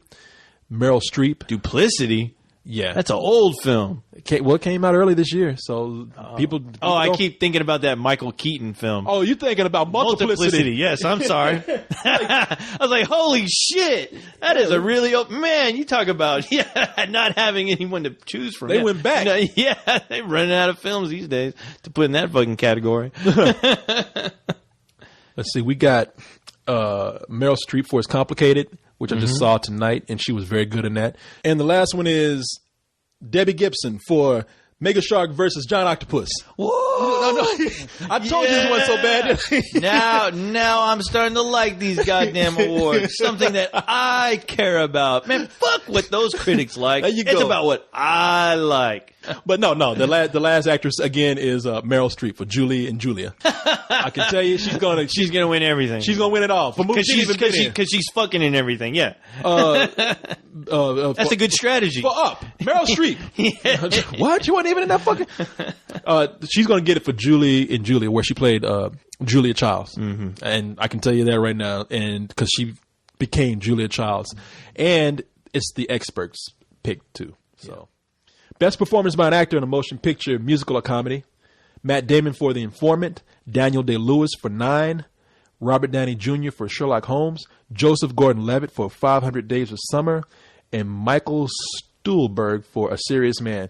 Wow. Robert Downey Jr. are already talking about Sherlock Holmes. It's coming out this year, coming out Christmas. Coming out Christmas. And yeah. I saw it, man. And it must, it's nominated, so I will say this. that has to be a great thing if he's being nominated. Now, for I'm it. surprised here because I would have thought that they would have picked Daniel Day-Lewis for the experts pick or Matt Damon because, well, he gained all that weight. And I would have thought Matt Damon myself. But they picked Joseph Gordon-Levitt for 500 Days of Summer. Huh. Have you seen that movie? No, but a friend of mine says I need to see that film. You do. It's really good. We have here for best performance by an actress in a supporting role in a motion picture. Penelope Cruz in 9, Vera Farmiga in Up in the Air, Anna Kendrick for Up in the Air. Anna Kendrick's that best friend that was in Twilight. Mm-hmm. Oh Didn't give a shit to do in Twilight, but Up in the Air, No. she had a chance to shine. She was great in that. She looks great naked too. I saw some pictures of her Where? on the internet. Yeah, that's usually where that's usually where you find naked pictures. Yeah, I'm like she sent them to you personally. She did. Let's see. We have Monique in Precious and Julianne Moore in A Single Man. Monique should get it, hands down, and she is the expert pick. Best performance by an actor in a supporting role in a motion picture. Matt Damon in Invictus. Matt Damon did a good job this year, man. He was like he gained a lot of weight to play the fat dude in the Informant, and then he bucked up to be like this buffed built, up, this really built rugby player. How was he in that film? He was great. Was he? Yeah, he was great. He deserves this nomination. Matt Damon in Invictus, Woody Harrelson in The Messenger, Christopher Plummer in The Last Station, Stanley Tucci in The Lovely Bones, who was creepy in this shit. You already saw that? Yeah. You motherfuckers. Christoph Waltz for Inglourious Bastards, and he is the expert pick. And I have to say, did he play the Jew hunter? Yes. Awesome. You know what? He was fucking great. Yeah, he's the one performance that really stood out in that film for me. Yeah, he was great in that, and I think that I think he's going to sweep this year. He should. Supporting actor. Yeah, I hope so. A guy that wasn't. I honestly don't see that happening, but I'm hoping. Yeah, he should get it, man. I think a lot of people are going to give it to him. I think he's going to win at the Academy Awards, and I think he'll win this. And let's see what we got here. Best animated feature film. Oh, there was a. I'm sorry, right? I was going to say there was a guy that they didn't mention in there that I think should be nominated. Who? A guy named Christian McKay who played Orson Welles in Me and Orson Welles. Oh yeah, that guy should have got some attention. But all right, so best animated feature film. Up. It was the only animated feature. Oh, that's it. Good night, everybody. Cloudy with a Chance of Meatballs, Coraline, Fantastic Mr. Fox, Planet 51, and Up. Planet 51? Didn't you guys say that was like the worst piece of shit? No, that's ever? not in there. I'm just fucking that would have been hilarious. The Princess and the Frog and Up. All right. They have the Fantastic Mr. Fox as the expert pick to win. I love that movie to death. Seems like a given. I love it, but Up. Yeah. You should get it, man. Right. Up moved me like nothing, man. Up moved everyone, apparently. But after you should see Fantastic Mr. Fox. I mean, if Fantastic Mr. Fox won, I would be happy because, Pixar got a lot of awards. Fantastic Mr. Fox is something that just needs the attention, man. They seem like the underdog right now. Yeah, so. yeah. It's a great movie. Yeah. That's a movie I looked at and I feel bad because I was like, that movie's shit. Yeah. All right, so let's see what we got. Is that movie doing well right now? No. Oh no, hell no. No, not at all. It ain't too fantastic. All right, it's no new moon. No. Okay, so we have here best foreign language film. Okay. Varia from Italy, Broken Embraces from Spain, The Maid from Chile, A Prophet from France, and The White Ribbon from Germany. I've only seen two of these, Broken Embraces and The White Ribbon. White Ribbon is impressive the more I think about it because I walked out of there pissed when I saw it. Why were you pissed? Because it was that movie I talked about last week where there was just nothing really going on. Oh, okay. They introduced a lot of mystery in it. Yeah. But never solved anything. And I got these things talking about like somebody said, well, I'm from Germany and this was something that happened in my country and everybody knows about it. I'm like, well, what happened? Right. Because I didn't, I didn't find out anything. You should have asked what exactly happened. Yeah. Maybe if I knew, maybe if they told me some of these unsolved cases in this film, I would like actually know. It would have been funny if she was like, well, you just need to read about it. It's German. Oh, come on. They're not all the Jew hunter. Come on. No, the Jew hunter didn't talk like that. He was cool. He was real smooth. He spoke English. Yeah, he spoke every language. Like he spoke Klingon in that movie. Inglourious Basterds. He was a mad genius. Yeah. Now, The White Ribbon is a movie that takes place like right before World War I, like just almost the turn of the century. It's early 1900s, and it's this village where all this shit is happening. Somebody beat up a mentally challenged child. Somebody put up a string and made a guy fall off a horse. There's something else. Somebody's burned down a barn. Yeah. You don't find out anything happens. Who's doing this shit at all? Meanwhile, people are just being shitty to each other. There's a scene in there where this guy's having an affair with this woman, and the movie at some point in the movie he just stops to tell her like, you know what, you're ugly and your breath stinks. I'm not into you anymore. It's just like, gee. You know what? There's a program here that everything you just described, it sounds like, what's that program called? Oh, yeah. America's Funniest Home Videos. Yeah. That's exactly what that sounds like to me. Yeah. I've seen it. No. You see the guy fall off a horse and play that music? Yeah. Oh, let's watch that again. You see it go back and they rewind it. See them like torturing a mentally ill child. And then they pull like a Benny Hill where they rewind it, fast forward it, rewind it again. Yeah. And don't think that they haven't done that. Yeah. They've done that before. That's what I said. Man. Sometimes look, I love America's Funniest Home Videos, but sometimes I love that they use those videos in two different shows because they showed when animals attack, and they showed this guy who was next to a panda cage, and his panda was like, it looked like the panda was like trying to pull his arms in, and they're like, an innocent man standing by a fence. And encased in that fence is a dangerous panda. This man was at the wrong place at the wrong time. Watch as the panda grabs the man by the shoulders and tries to pull him in to maul him to death. And you see the guy like, and he can't get up that fence, and that panda looks like he's getting a massage or something. You know? But then there was it was either America's Funniest Home Videos or Animals Do the Craziest Things or something. In that video, in Animals Attack, they put that music in there. Dun dun dun dun dun. Look as this panda mauls this poor man. Dun dun dun dun. And then in Animals Do the Craziest Things, they put in this music.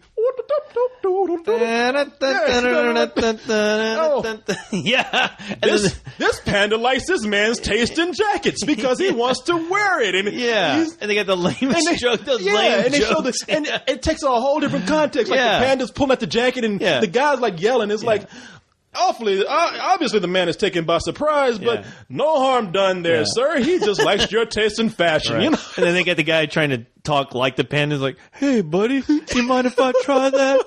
"Oh, thanks a lot, pal." Members only. If I was doing that, I would have pulled a Batman reference. Nice coat. No, that would be for when the animals attack. Give me that fucking coat. Nice coat. God damn it! What are you doing? Get me like you're getting coat jacked your ass off. And then the other one, hey buddy, blue's my favorite color. Let me see your jacket. Then you hear that plump plump plump plump plump. And they freeze frame it with a guy on a funny face. I'll tell you what, though. Real quick, the best, funniest home videos that you can ever find are the ones that are on the Spanish channel. the Mexican channel fucking bloopers where you see people almost falling to their deaths. Oh, yeah. And they fast forward and they rewind it and they keep going back. And all you see, there was a video where I saw this guy like trying to drive a motorcycle over, like, he was in some wilderness, like, it was a strange wilderness area. There's this, like, huge log, and this guy tries to drive his motorcycle over, and then you just see the guy and his motorcycle just fucking fall. And the thing is, the camera doesn't follow. Like, the camera just stays stationary, and you just see the guy fall, and you don't know how it ends up. Yeah, it looks like he fell to his death. And then they're, like, fast-forwarding it up and down, fast-forwarding it, rewinding it, fast-forwarding, like, Uy, look out! Uy. Este sábado. No gusto. Este domingo. Una visión. No. They see They see. Ay, caramba. No me gusto. You see a guy running out on fire. They got funny music playing. Yeah. Muy caliente. Oh. Awesome. Anyway, back to the Golden Globes. Yeah. But the choice here to win is Broken Embraces. That is a Pedro Almodovar movie. Not bad. It wasn't great, but if I had to pick anything out of here, then just by default that movie. Yeah. What's her name is great in it. What's that chick's name? Oh, who? The girl that they mentioned. I didn't see it. Oh, God damn it! What? Oh, why can't I think of the girl's name, man? Spanish chick, Penelope Cruz. Okay. Yeah, she was great in that movie. All right, so finally we'll get to the last thing here. Best director, motion picture. Catherine Bigelow for The Hurt Locker. James Cameron for Avatar. Wow. Okay, James Cameron for Avatar. Okay, that movie must be fucking great then. Wow. We got Clint Eastwood for Invictus. Ooh. Jason Reitman for Up in the Air. And Chris Weitz for Twilight, the New Moon Saga. What? Yeah. Are you kidding me? Yes, I am kidding. What the fuck? I'm about to take a shit on this whole awards. Like, Corey, you're going to edit this whole fucking segment out right now. That is, I don't even hate that movie that much, but that's bullshit. No, that would be bullshit. That is some horse caca. And to win, they have Catherine Bigelow as the expert pick. And The Hurt Locker is great, man. I got to tell you. It's like it was my second or third favorite movie this year. I tried to see it, and it was out of the theater, but hopefully it'll be either out on video soon or... Yeah, I tell you why I would pick her to win. Because, or you'll have a screener for it. Or I have a screener for it. Yeah, I haven't got one yet, but I know somebody did. But I would pick her to win because that movie is the most suspenseful movie I've seen this year. I mean, that movie kept me on the edge of my seat. Yeah. Because, the Jeremy Renner plays a guy who has diffused bombs, and IEDs, improvised explosive devices. And every time he does that, he's so crazy. He puts himself in these really dangerous positions, and he's endangering his troop. Yeah. And you're nervous every time he has to handle an explosive device. I bet, man. Because there are people who die in that movie that make you think like, okay, anybody could die. So she directed that movie. Great. All right. Best screenplay motion picture. Neil Blomkamp and Terry Tatchell for District 9. Mark Bowl for The Hurt Locker. Nancy Myers for It's Complicated. Jason Reitman and Sheldon Turner for Up in the Air. And Quentin Tarantino for Inglourious Bastards. And he is the expert pick. All right. Well, I'm voting for District 9. All right, we got two more categories. Those guys need to win something. No, they should get something. Yeah, they have to. Oh, we do have one here. We have a best guy to direct an alien picture set in South Africa. Fucking A. Neil Blomkamp. For the win. There you go. For the fucking For the win. Yes. That's the only movie that's going to win this year. In my world. What you say? District 9 would win for everything. Best animated picture. Yeah. District 9. That's when I push the mute button on the TV. I go, District 9! Woo! Fuck yeah! Fuck yeah! You're going to be that guy who's like run across the stage with a sign. District 9! Yeah. You know what? You're going to be the guy who gets up. You're going to be the Kanye West. For Best Motion Picture, they're going to be giving it to fucking Jason Reitman for Up in the Air. Yeah. And you're going to get up there. Excuse me. Jason, your movie's great and everything, but I'm sorry, District 9 was the Best Motion Picture this year. Drop that microphone. Boom. Boom. Here you go. District 9 was Best Picture Motion Picture. That's all I'm saying. Boom. Fuck all you motherfuckers that disagree with me. Jason Reitman up on stage just looking like what's her name was? Like Taylor Swift. Taylor Swift. He's up there hugging himself like a little girl crying. But not as good looking, yes. Why co-host did you do that? Let's see. All right. We got two more here. Best original score for a motion picture. We have Michael God damn it. Giacchino. Michael Giacchino for Up. Yeah, Marvin Hamlish. I forgot Marvin Hamlish did the score for the Informant. So Marvin Hamlish is up for that. James Horner for Avatar. Oh, no shit. Yeah, I had no idea he was fucking still doing scores. That's James badass. Horner, Star Trek. Star Trek. Oh yeah, of course.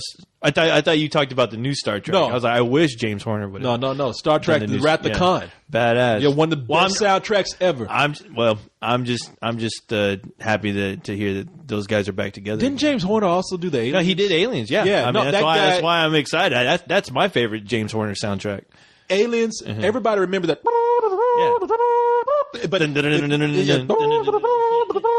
But if for the action parts, but if you listen to Aliens, if you listen to that soundtrack or the score for it, like the subtle parts, it's that soundtrack is amazing, man. Listen to the quiet. Don't listen to the action parts of the score. Listen to the quiet parts. Beautiful. It's actually really beautiful. Very just eerie music, man. You don't have to convince me, brother. I own it. I would listen to when I would watch it on DVD and on videotape. Yes, I actually had Aliens on videotape. When I would watch it, I would watch the credits and play it over and over again just to listen to the score. That's Batman. I don't know what the fuck you mean. That's Aliens, you dope. At the very end, the sad, like... Yeah. I like the way you're going back and forth. And then that creep part. That's actually pretty good. That is it. Very good. All right, I get it already. Oh, you know what? they use that music in another movie about fucking chimps. That's the movie you're talking about. I swear to God, that soundtrack or that score was plucked from Aliens and just thrown into another movie. Put in a movie with chimps. The chimps that they sent up to space and the mission failed. It had Matthew Broderick. Oh no! You're talking about Project X. Project X. No shit. I'm not fucking lying, man. Okay, yeah, you're probably right though. I mean, because I heard it and I was like, you got to be fucking kidding me. They put the music from Aliens in this movie about chimps in space. You know what? It's funny you say that because what just hit me was in Batman Forever. Graham Revel did the score for Batman Forever, but he basically stole a part of music that he did on Alien 3. There's a scene in Alien 3 where Ripley's about to get raped by the inmates. Yeah. And it's like this real kind of weird, heavy, like it's like well, they use that same score. Who did the score for that? Metalocalypse? It might, you know, and it might as well have been because that score just that part comes out of nowhere. But they use that same scene. I mean, they use that same score in a scene where Robin takes the Batmobile out and he gets into a fight with that gang. Did he just repeat himself and write something similar? Or did they just take they took that exact score and just ripped it out of that fucking movie and placed it in Batman Forever. Oh, right. But it happens. Let's see. We have here for the we didn't get through going into the category best original score. Okay. Marvin Hamlish for the former. Oh, that's where we stopped at. James Horner for Avatar. Abadiba Korzeniowski for A Single Man, which did have a beautiful soundtrack too. Everything was good about that movie except the pacing. And Karen O and Carter Burwell for Where the Wild Things Are. And for score, they're picking as the expert pick James Horner for Avatar. Wow. Okay. James Horner is like, he's one of my favorites, man. Yeah. He's done a lot of movies, not just science fiction. I think he did some music I think he did the score for, he's done a lot, but I think he did score, one of the scores that made me cry was, Pussy. An American Tale. Yeah. Oh, he did that? I think he did the score for that. Oh, okay. I think. Wow, that's strange. Yeah. Okay. He's done a lot of music. I'm only familiar with his science fiction stuff, yeah. Okay, let's see here. Now we have Best Original Song, and this is the last category. We have Cinema Italiano from 9, I Want to Come Home from Everybody's Fine, I Will See You, Avatar, The Weary Kid from Crazy Heart, and Winter from Brothers. And the expert pick is The Weary Kid from Crazy Heart. I don't know if Jeff Bridges actually sang the song in that movie. Jeff Bridges he's really good in this movie where he plays a washed up country star. Kind of got screwed over by a guy that he helped out, and the guy went on to be big. And while that guy's touring around and doing sold out shows, he's playing bowling alleys. Oh, really? And he's a fucking alcoholic because he knows he's playing bowling alleys. Yeah. That's how he's coping with it. And he's great in the movie, man. Jeff Bridges is wonderful in that film, and I enjoyed the film. And that song, if he's singing that, and that song is an original song, it's not bad, not bad at all. So there we go, man. That's the Golden Globes as far as movies go. Enjoy talking about that with you. Yes. All right. I have no choice but to watch them now. Yeah. All right. Let's see what we got going on here now. That's cool, though. I'm happy to hear that all these nominations for Avatar, because I know right now, I don't know. I'm still trying to gauge as far as people deciding if that's something they're really interested in seeing, because obviously if you go to any website right now, you can see plenty of people talking shit about that film before it even opens. I'm writing a piece about that, and I'm writing it as like I don't like the movie, or I'm writing it like I'm all behind the criticism, and then what kind of give a little something away. You're confusing me. You'll have to read it. You'll have to read it.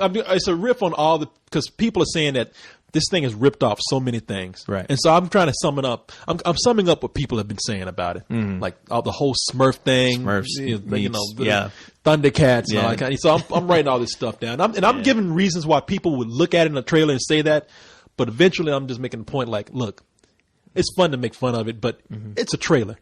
Okay. Yeah. Back the fuck up. Don't judge a movie by the trailer. Everybody wants to hop on a bandwagon. Like me. Man, all that thing is it's Smurfs meets Dancing with Wolves. Smurfs with wolves. Smurfing with wolves. What are these smurfing Indians doing here? Damn smurfing Marines. Smurfy. But God. so, man, but yeah, I'm apologize kind of for happy to see Avatar getting some stuff to look. Say what you will about Avatar. I'm not going to come out and say our review goes up on Friday. I'm not going to come out and say whether we like the movie or not.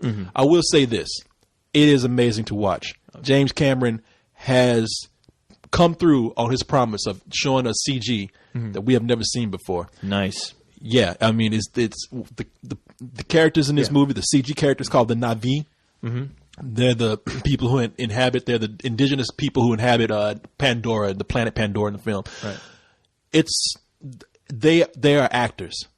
I mean, this stuff that fucking Robert Zemeckis does with the Christmas Carol and Pole Express, that can't happen no more. Yeah, we got to up the game here. See, unless you actually raise the bar, huh? Unless you are actually going for a very cartoonish or caricaturish look, but if you want to come across as real. Ask James Cameron. Tell him to make your fucking movie. Exactly. Just give the script to him.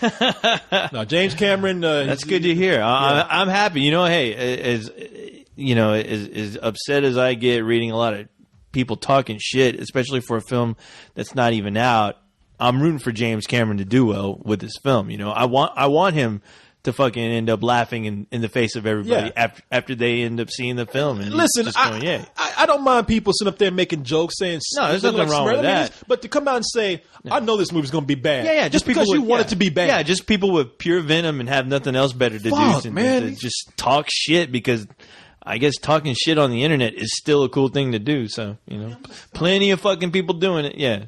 It's like, Jesus, man, the movie.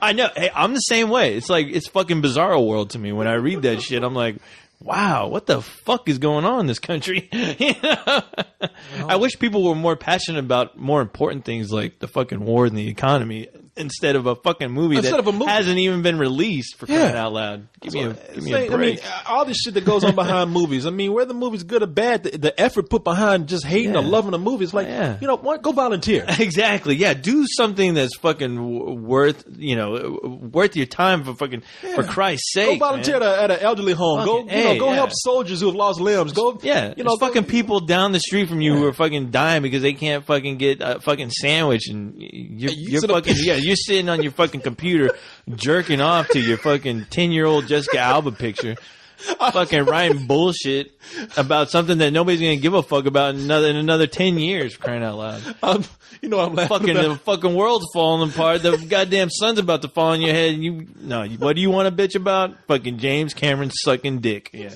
you got me laughing. I'm sorry. You just put an image in my head. You making me laugh. You said, sorry. There's a guy down the street who can't fucking get a sandwich, who's dying. I picture the guy like on the ground. There's a sandwich like 2 feet ahead of me. He's like, please, somebody get that sandwich for me. That motherfucker doing all that stupid writing has a fucking string attached to that sandwich, like inching it away from that fucking poor homeless guy. Please, little boy. And need food, need nourishment. You know what they do? They scoot the sandwich up to the homeless guy's hand. When the guy finally touches the sandwich, you see a foot come down on his hand. Or make it even worse, like you see a fucking dog turd on the sidewalk.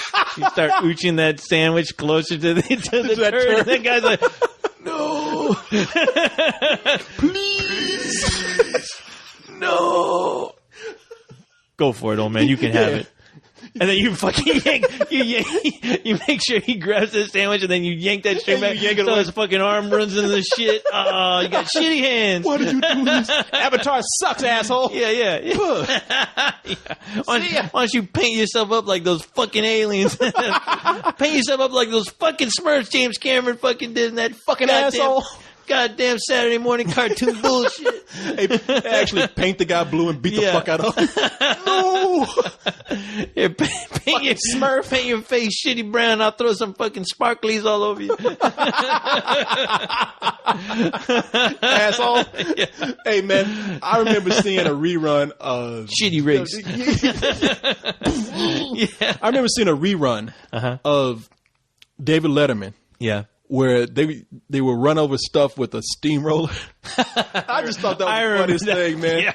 I don't know why. That was back when, TV, they were doing just about anything to entertain. And the thing is, it entertained. It worked. No, it was genius. I would watch simplest idea. Shit with a steamroller. I watched him like throw stuff off of a building and laugh my ass off, man. I saw him throw like a cart of eggs off of a 5-story building, and then they were showed it in slow motion. Yeah. And I was fucking laughing like it was a panda still in the Asian guy's jacket, man. Comic genius going on back in those days. Oh man, but the funny thing is, they would ask people on the street. They would say,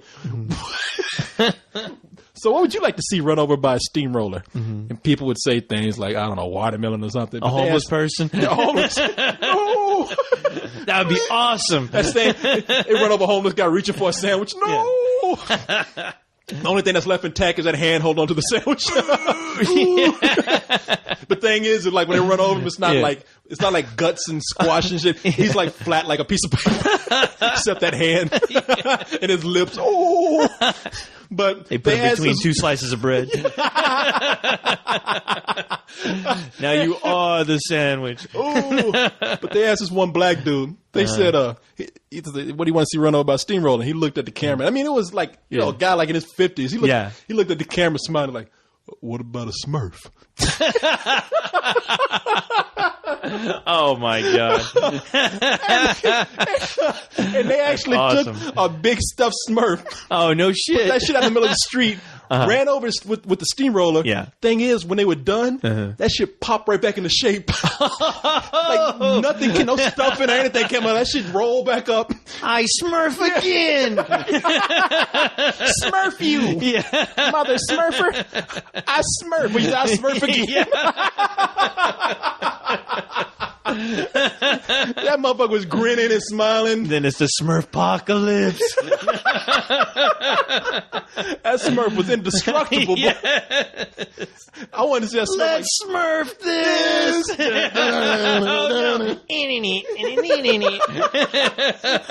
Get to the Smurf. Smurf to the chopper. But yeah, I thought that was. I still think about that to this day. I will like be by myself, and that Smurf will come to mind. I'll laugh my ass I pray off. to God somebody puts that on YouTube and we find it. Somebody please find that Smurf, please. Yeah, please. All right, talk about Georgia, man. Georgia. Yeah, that's right, Georgia. Yeah. Okay, Ozma of Oz. You flew over there. I flew. Yeah, Ozma of Oz. I found a real cheap ticket. Yeah. A little over $100. Good. And I said, "Hey, Priceline works." William Shatner. When William Shatner comes on, cheap tickets on Priceline. He actually brought it to me. He's like, "I found it for you." But useful fat guy. I know. Yeah. Got his fat ass doing something. Put his fat ass to use. He is the captain. You didn't know that William Shatner comes to everybody's house and gives them cheap tickets when you go on Priceline.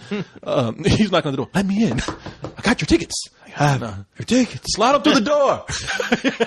Corey!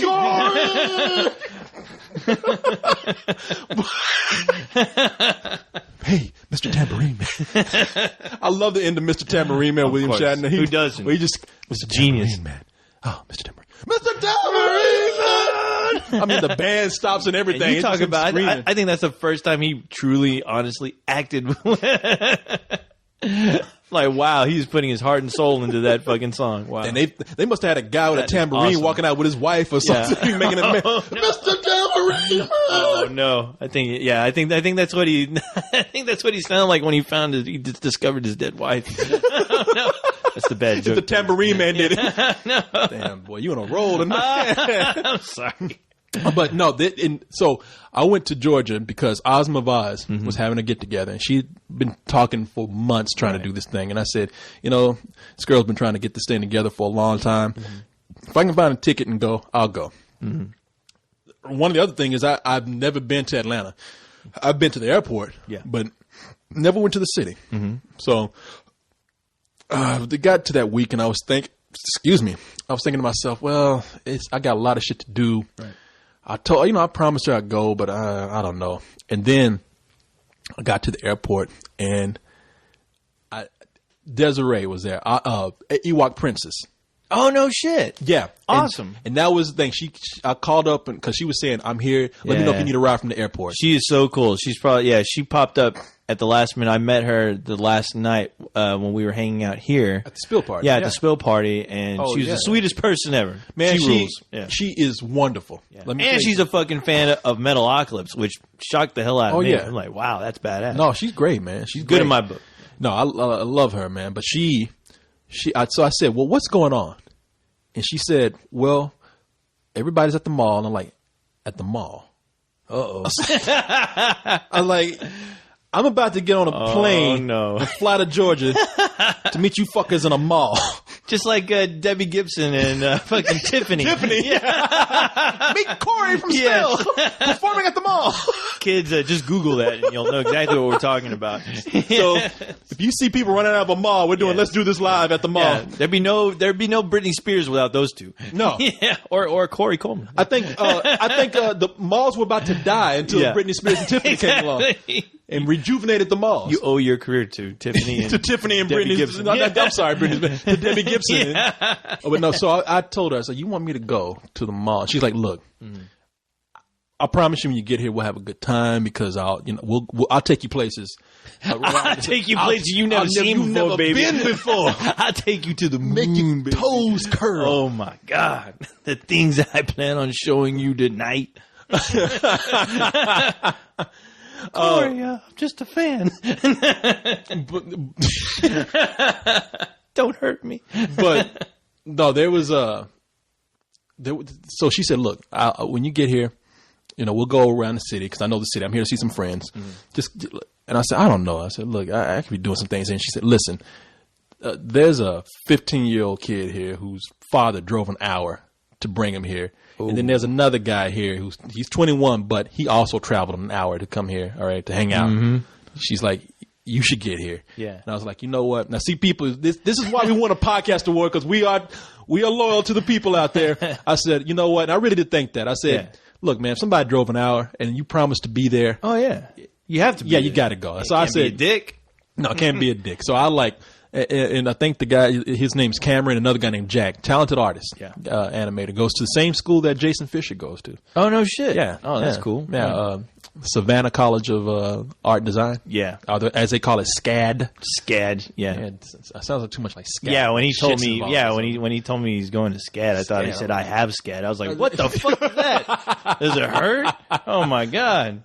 Yeah, but he showed up after traveling an hour, and I said, all right, I'm going to go there. And I went there. Ewok Princess drove 40 minutes to come pick me up from the airport. Damn. Yeah. She drove 40 minutes to come pick me up from the airport. And I get to the mall, and there's those two guys, and then there's Ozma, who I thought she was like 16 or something. I was like, you're the one that put the party together? Because she just got and she was wearing like a tiara. They just came out of watching the Frog Princess, the Princess and the Frog, whatever. Oh my God, they got dressed up. I was like, really? Wow. And then she had a friend of hers there who good for her. And so I even asked her. I said, Ozma, when I get to the mall, what do you want to do? She's like, well, whatever you want to do. I was like, shopping. Yeah, it's like, yeah. Well, she's like, I can't stop a woman from shopping. I said, what am women be shopping? Shopping. Yeah, shopping. Can't stop a woman from shopping. Well, I said, what are my choices here? Mm-hmm. And she was like, well, we're going to go see some movies, and then we're going to go to the food court and eat. And I was like, then we're going to go to Spencer's. Yeah. Oh, and then Hot Topic. Hot Topic. They got all the coolest Twilight stuff ever. They got a really cool arcade here, and I'm going to go buy an Edward pillow. Like, no. I'm sorry, that's not fair. Okay, no, and so was her, and then she had this I hate to say it, I know her friend is probably cool. I don't know if she's on the site now, but her friend was kind of weird. She had a friend who was just like, who doesn't have a weird friend? I know, but now this girl. Look who we hang out with. Yeah, what can Cyrus. I say? Can't argue with that. Yeah, I was trying to make her friend laugh. I mean, because I got there and I was like, all right. Oh no, I see where this is going. Okay, sorry, you're trying to make her friend laugh. Well, no, it's not that big a deal. No, I got there. They all came out the movie, so it's like I'm hanging out with 4 people. Yeah. At the mall, and we heading to the food court to eat. And I'm like, so I drove. I flew all the way from Austin to come hang out at the food court in Georgia in Atlanta. Let me interject here. Dumbass. No. It sounds like. I mean, yeah, it sounds like a good time. Well, let me tell you, you can make it into a good time. No. Well, I was ready to have a good time because I pulled Jack aside and I said, "Hey, man, we ain't gonna be at the mall all day." And he's like, "No, I know." And so I was thinking, like, okay, hey, you know what? This is fine. Look, we go to the mall, eat dinner, whatever. Yeah. You know, it's not like it was sitting like out in the food court. Right. Actually, there was a Ruby Tuesdays there. Yeah. So we went inside the Ruby Tuesdays. Okay. We all ate. I had a few drinks with Ewok Princess, and did you try to make what's her name her friend laugh? Before we were going there, was she pulling a Carlisle on you? Oh man, she was. Was she pulling? I was just trying to make her smile because she looked nervous or something. And I said, hey, what's wrong? She's like, I'm hungry. I'm like, oh shit. And I was like, well, hey, we're gonna get you something pretty soon. I was like, hey, can you hold on real quick? Here, let me just get this out of the way. Push record, and right there, an episode of Coca-Cola. Gotta have a voice like him too. Yeah, I'm hungry.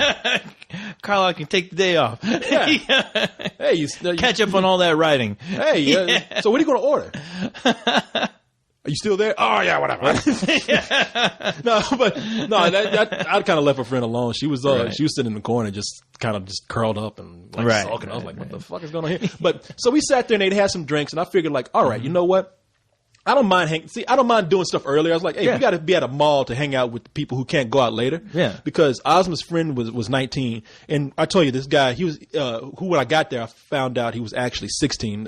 Cameron, they're all cool people. Now, how old was Ozma again? She's 21. She is 21. Okay. Yeah. So I'm sitting there and I'm thinking like, okay, if for nothing else, we can hang out at the mall so that we can just be here with the kids who can't go anywhere else. Right. I'm fine with that because they'll show me something later. We'll all go out and hit downtown or something.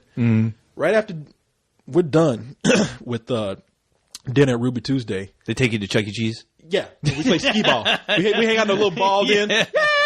Isn't this fun? All right. No, everybody gets on the phone and calls their parents to come pick them up. And I'm like, that's it. Party's over. Yeah, it was like. Hey.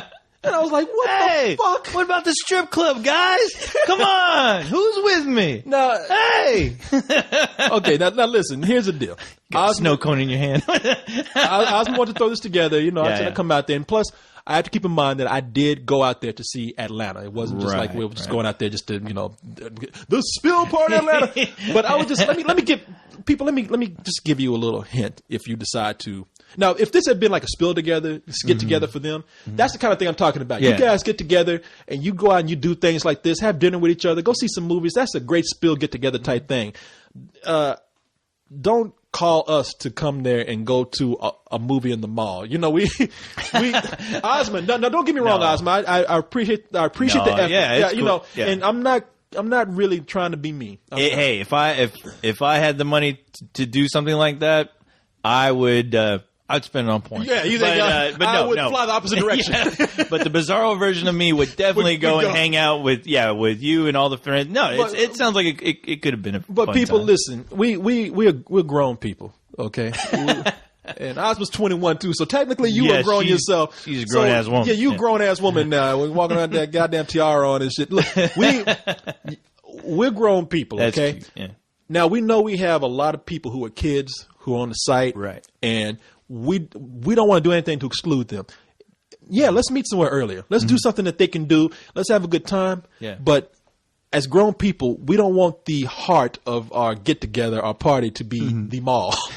Okay, we are grown people and we don't do this. All right. I was hoping that when we have our Spillcom that we can do a live podcast at the local mall. At the mall. Yeah, exactly. I think It'd be cool. I've reserved a stage at the Gap. Right in front of Hot Topics. Yeah. That is the place to be if you've ever been to the mall. But No, we're going to be serving refreshments as Orange Julius and be giving some Twilight merchandise out. Yeah. For the fans. Yeah. No, plenty of chicken at Chick-fil-A. Yeah. We'll have food available. You'll have to pay for your chicken sandwich, of course, but but man, I was just thinking to myself, I don't want, how do I say this? I just had to let people know. We like to have cocktails. We like to drink. We like to go to adult places, like clubs and bars and whatnot. Clubs. Look, if you told me that your 13 or 14-year-old kid was like our biggest fan, if we're in town and we're nearby and you said, okay, while you're here in town, could you come over to Chuck E. Cheese and say hi or something? Yeah. If it was possible, I'd be like, yeah. But if you wanted me to stay there for the remainder of a so-called party, I'd be like, you're out your fucking mind. No, after that, you go do what the kids want you to do, and then you leave, and you go somewhere else that later. Say hello, night, shake hands, yeah, sign them autographs, and that's what we even do for the parties that we do here. We try to meet up early enough so that the kids can do something. Right, yeah, and then as the night goes on, we go off. Yeah. And, I'm not even. Yeah, we go eat, go have drinks, and even though there was a couple of the guys, their parents just dropped them off. And it's like, good luck. And I was like, your parents just left you here with a bunch of grown ass men and a robot. Huh? They're following you around like baby ducks. Yeah. You're our new mommy. I guess old Uncle Coho is gonna take care of you now. Yeah, you still got those kids, right? No, that's no. In fact, I don't want to insult anybody. You've been having to get an extra job to support these two kids you got. Man, but do you understand what I'm saying? I'm not trying to be mean. I have to just let people know. No. You can't do that. You can't invite us to just hang out at a mall or some kid-type place. Yeah. Well, the thing is that, we're not teenagers, all right? We're not, obviously not, but I hope not. But we may act like teenagers, but we're not. But no, I mean, how are you supposed to know that, dude? I mean, really? I mean, it sounded like, at least from what I heard, at least when you were talking about it, it sounded like it was going to be a genuinely just good time. It sounded like some things were going to happen, and sometimes it doesn't. But the only thing that sucks is that you kind of flew over there. But that's the thing. But, I'm not mad. Whatever. Yeah, but no, there's no reason to be mad. No, I'm not. No, and let me tell you why you're not mad. Because No, I got to see. Look, like I said, I got to see the city. Right. I'm just saying, I went there knowing that I would see the city. It wasn't the party; it was the whole thing. And like I said, I never even considered a party. I want to get together. But for people who invite us, if you are inviting us, let's whether we want to sightsee the city or not, I can go to a Ruby Tuesday here in Austin. I can go to the mall here in Austin. If I go, I would like to see the city. Nick. What did Nick do? Nick said, "Man, I want to show you guys. Nick gave us. I want to show you London. Yeah, if I can't take not to say you have to be like Nick. I mean, but he had things planned out, and because he's obviously living in a place that there's plenty to do. There's plenty to do in Atlanta. Yeah. Man. Is there? Yeah. Oh, okay. Atlanta. Yeah, man. Atlanta. Yeah. No, and I've never been to Atlanta. Hey, Noah, I have no idea. No, go to Amsterdam. Noah takes you around, shows you things. I mean, she tried to probably do too much, but she knows you're in Amsterdam. You got to see something. These guys in New York. I'm sure if I said plan a party, they would at least say, "Hey, look, we'll walk around and see some things in that night. Even if we can't sightsee, you know what? I'll show you some cool downtown stuff in New York. Yeah, I mean, but." Yeah, sorry, Corey. This mall shit, man. Hey, but hey, you know what? I met those guys. Maybe that's the only cool place to hang out. There. Ruby Tuesdays at the mall. It was an impressive mall, by the way. Well, see, had internet. There you go. Yeah. Be thankful, Corey. Yeah. Hey, Corey. Be thankful anybody's inviting you anywhere. Yeah. That's my motto. No, and you know what? I am. Like I said, she had planned it. Look, I was there. Right. I went. You were there. I got on a plane and went. When they said that somebody had gone an really hour, cool. When I realized that this girl had planned this for a month or a month upon months, and said, are you going to be there? And I said, you know what? We'll try to be there. And I finally figured I could go, and I promised her. I was like, I'll be there. I went ahead and went. So I'm not trying to be mean. I've been future reference. I've been there with you, brother. I had a fan here that invited me out to East Bernard here in Texas, and I was like, you guys are going to have a party with them. Man, we're going to have the craziest fucking party you've ever seen in your life.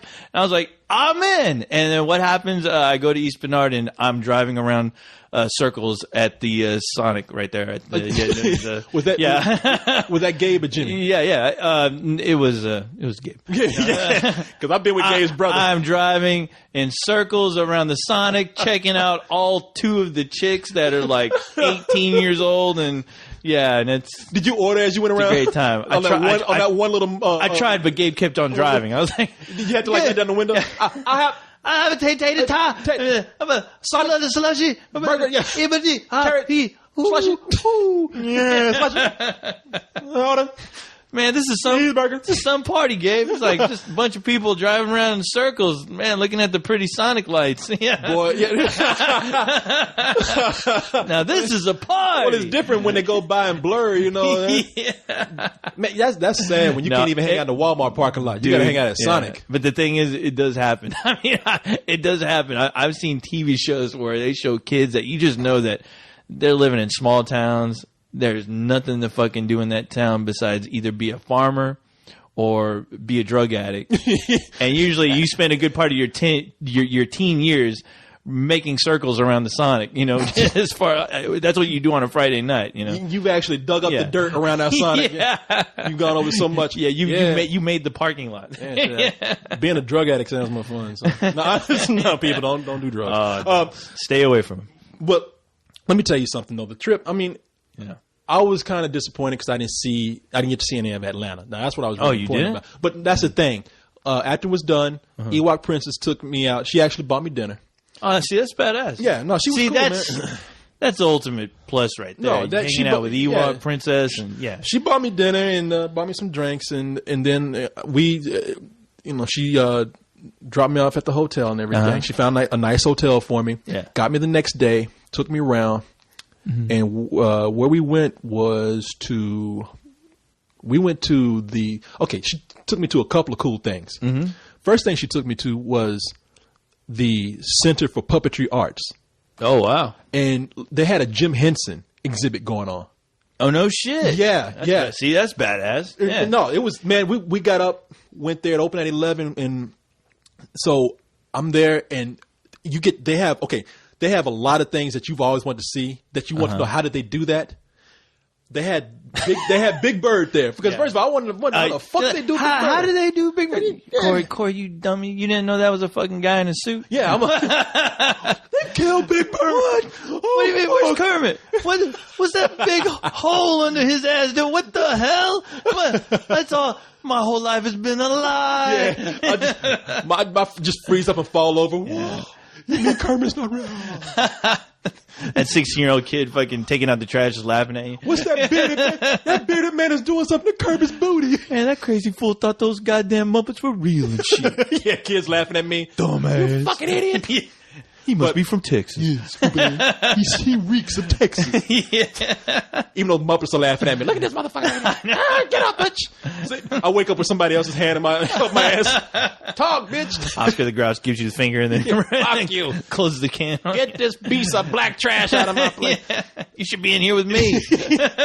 But no, it was cool, man. Yeah, awesome. I mean, to see all. Yeah, what did you see? That's what I want. Yeah. Okay, first, well, like I said, you got to see some of the Muppets that you grew up with, like Big Bird. I mean, they actually had Big Bird there, and then they had a room where they had Ralph the dog, the actual Ralph the dog Muppet, Dr. Teeth, and then a couple of people from the Electric Mayhem. Mm-hmm. They had some. Did they have Kermit though? Yeah. No, wait a minute. Did they have Kermit? Yeah, you think I would know? You think that? Yeah, you think that they? I don't think they had Kermit. Okay. No, I don't think they had Kermit, but they had. What else did they have? They had a lot of other Muppets that you really kind of were familiar with, but hadn't seen. You're like, oh yeah, he did that. Like there was when the Swedish Chef. Please tell me they did. They had the Swedish Chef.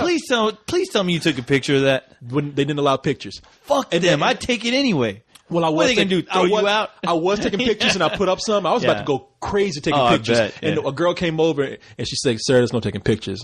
And I was like, "Oh, sorry."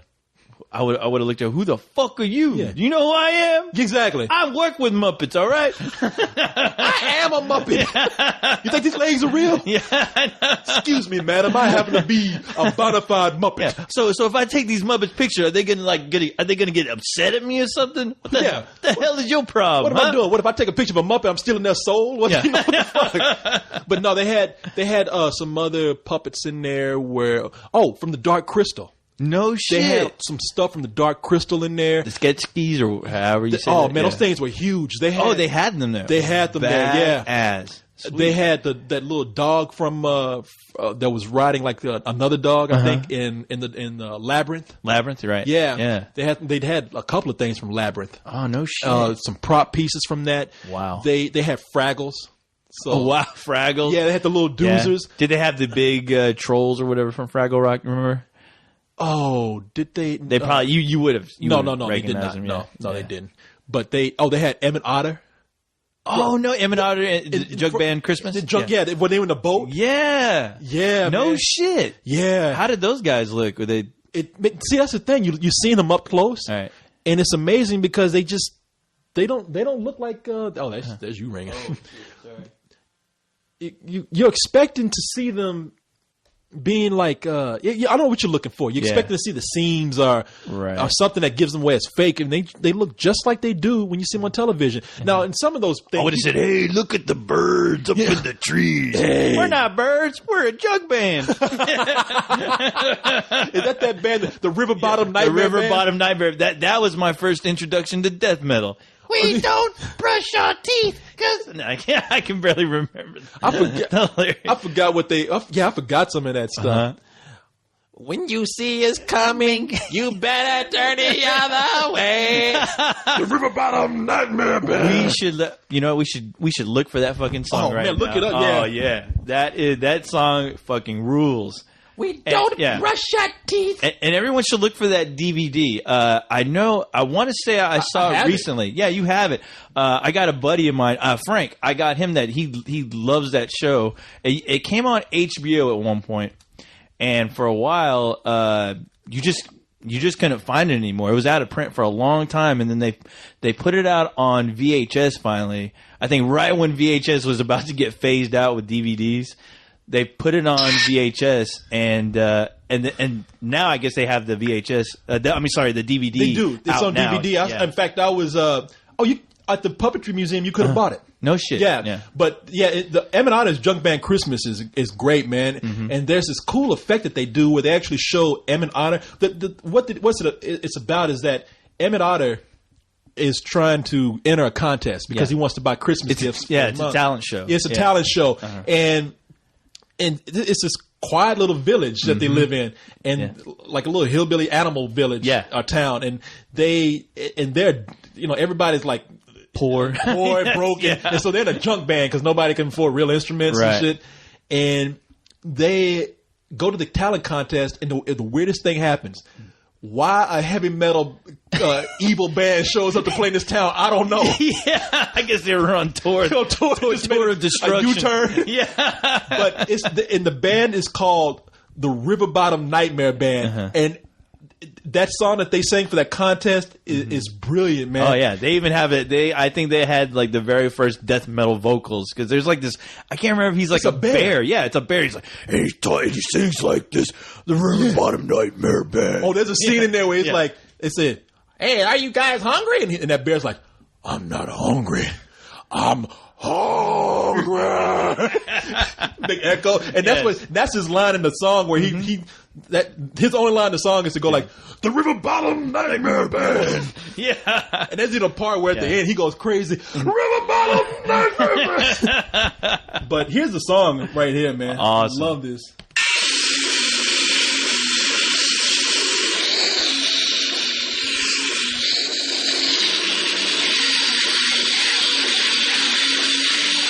That is not the song. That is not. Well, I don't know what the fuck. Okay, that is a fan-made video where they basically just laid a track over the video. Oh yeah, I don't know. Yeah. I'm sorry. Sorry, I was like, wow. I was making a joke. they actually did invent death metal. Wow. Maybe they don't. Maybe they don't have it up here. I'm sure if you can find that video, it may be, but Oh, wait a minute. I think. yeah, click on Maybe this that. is it. You know what? Maybe they don't. Maybe they won't let us put it up because it's like it's copyright. Yeah, it's copyrighted. Because I'm trying to find it, yeah. and all they had too was like bad. the River Bottom Nightmare Band sings Metallica. Oh yeah. River Bottom Nightmare Band sings Anal Cunt and all this other stuff. Anal cunt. I actually saw that band right there, Anal Cunt AC. I Yeah. saw them at Emo's. That was the first time I've ever been in like an honest to God bar fight. Really? That's Yeah. Oh shit! Yeah. Damn, I wish I could find that song, man. If anybody finds that song, Yeah. play it, man. It's I'll try to find it tonight. If I find it tonight, I'll send you a link, Corey, and maybe you can put it up on the page. yeah. Wait a minute. Oh, wait. I Is think I this found it. I think I found it. Oh. Well, ladies and gentlemen, that was to have been our last act. Normally, we wouldn't allow any last-minute entries, but these kids have come a long way, all the way from River Bottom. Here they come. That announcer has no idea what lays in store for him. Yes. You'll love the groovy music Yeah. these kids play. They look like a Yes, these bright bunch of guys. Let's clear away there, huh? Kind of Come an on, act. clear it out. What they've done is put together a genuine Get the fuck out the way! Move! Who's tonight's last contestant. You're holding up the line, They Jackson. are the Rock See, they're a bunch of assholes. They just don't care. They're like, I think the announcer's like a frog or something. Yeah. Like a little frog in a suit. They're being all assholes to him. Move! Shut up! Get out the way! Push him out. group known as the Nightmare. Uh-oh. Oh, yeah.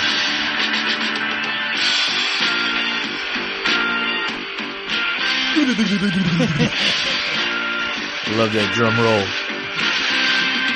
We think what we want. We do anything that we please. We got no respect for animal burning or fish. The grass does not grow on the places where we stop and stand. River Bottom Nightmare Band. Hell yeah. Badass. You know what's cool about that video? I wish we could see the video Yeah. because there was a fish the whole time who was in water. Yeah. And you could hear it in the song like Yeah. I remember spitting out that water. Yeah, he always comes up and just spits out a fucking wad of water. We're a mess. A tie does not like to be clean. We don't brush our teeth, cause our toothache can help us stay lean. We don't wish to roar, but we hate what we don't understand. Uh-oh. River Bottom. This is my favorite part right that. here.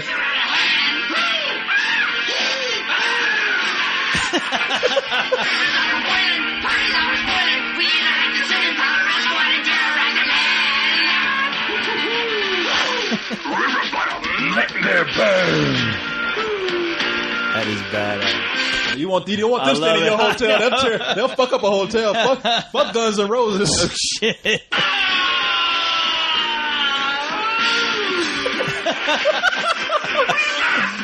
And somebody died at their show. We practice our growl and our sneer. Yeah, somebody got stabbed. One of them Muppets got stabbed. Oh! We break up your place. We are dangerous when we are near. That's not us doing that. No, That's those animals. That's the lead guitarist Fish. Who will get the bigger Uh-oh. deal? Here it comes. Damn. Mad boy. Power.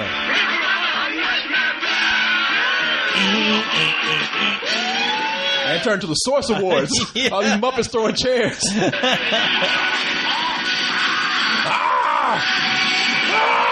Listen to those blast beats. That is badass.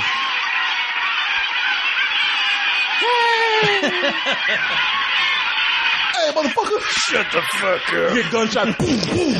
And so, the winner of our first annual talent contest is the Nightmare.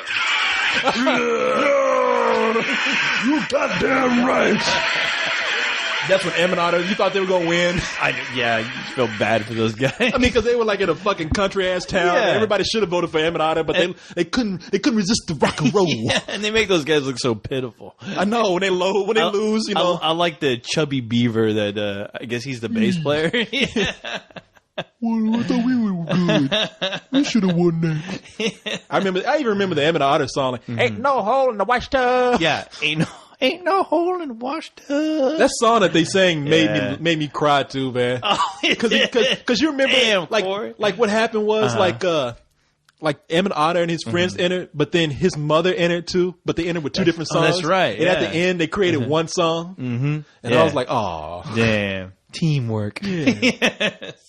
But the power of team. Em and Otter's Junk Band Christmas is awesome, man. That's that's a great Christmas DVD. Shit. Yeah.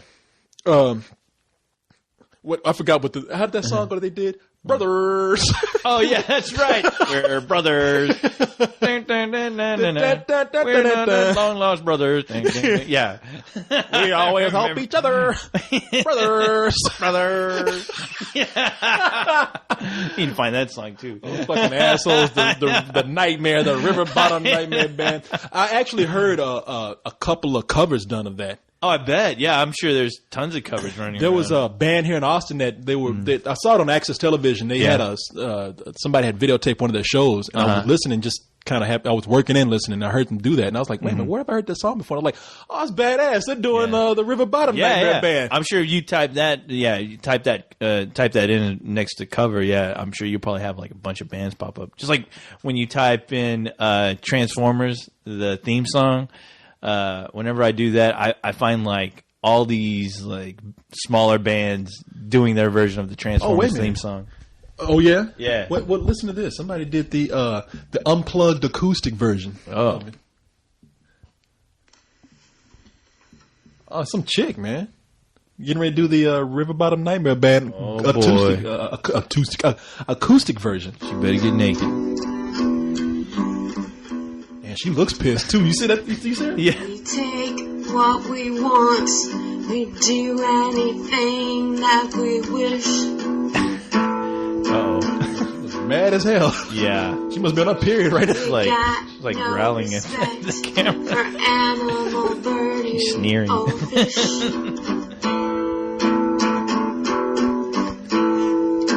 The grass does not grow on the places where we stop and stand. Now I'll laugh. She comes up, sounds like that bear. River Bottom Nightmare Band. That's what I know she's having a period right then. Let's hear it. Cramps. River Bottom Nightmare Band. Aw, boo. She's like doing her Nirvana version of that song, I guess. River Bottom Nightmare Band. She's doing the sensitive version of it. Our type does not like to stay clean. You know, I'd love to see one of those Muppets come and knock her over the head with a chair. The fucking bear comes and attacks. River Bottom Nightmare Band. That's how you do it. Take that guitar, bust over my head with it. Yeah, boing. Oh, kaboing. We don't understand. The video is her with a fucking guitar. she's wearing her guitar like a necktie.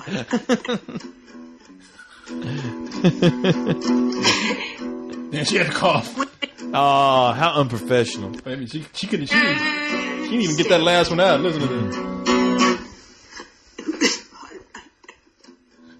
She almost choked. She's trying a little too hard. When you see us coming, you better try to run. We are starting trouble, and we're happiest when things are out of hand. Oh my god. Rivers are for boiling. Welcome to the Let's Do This Talent Show.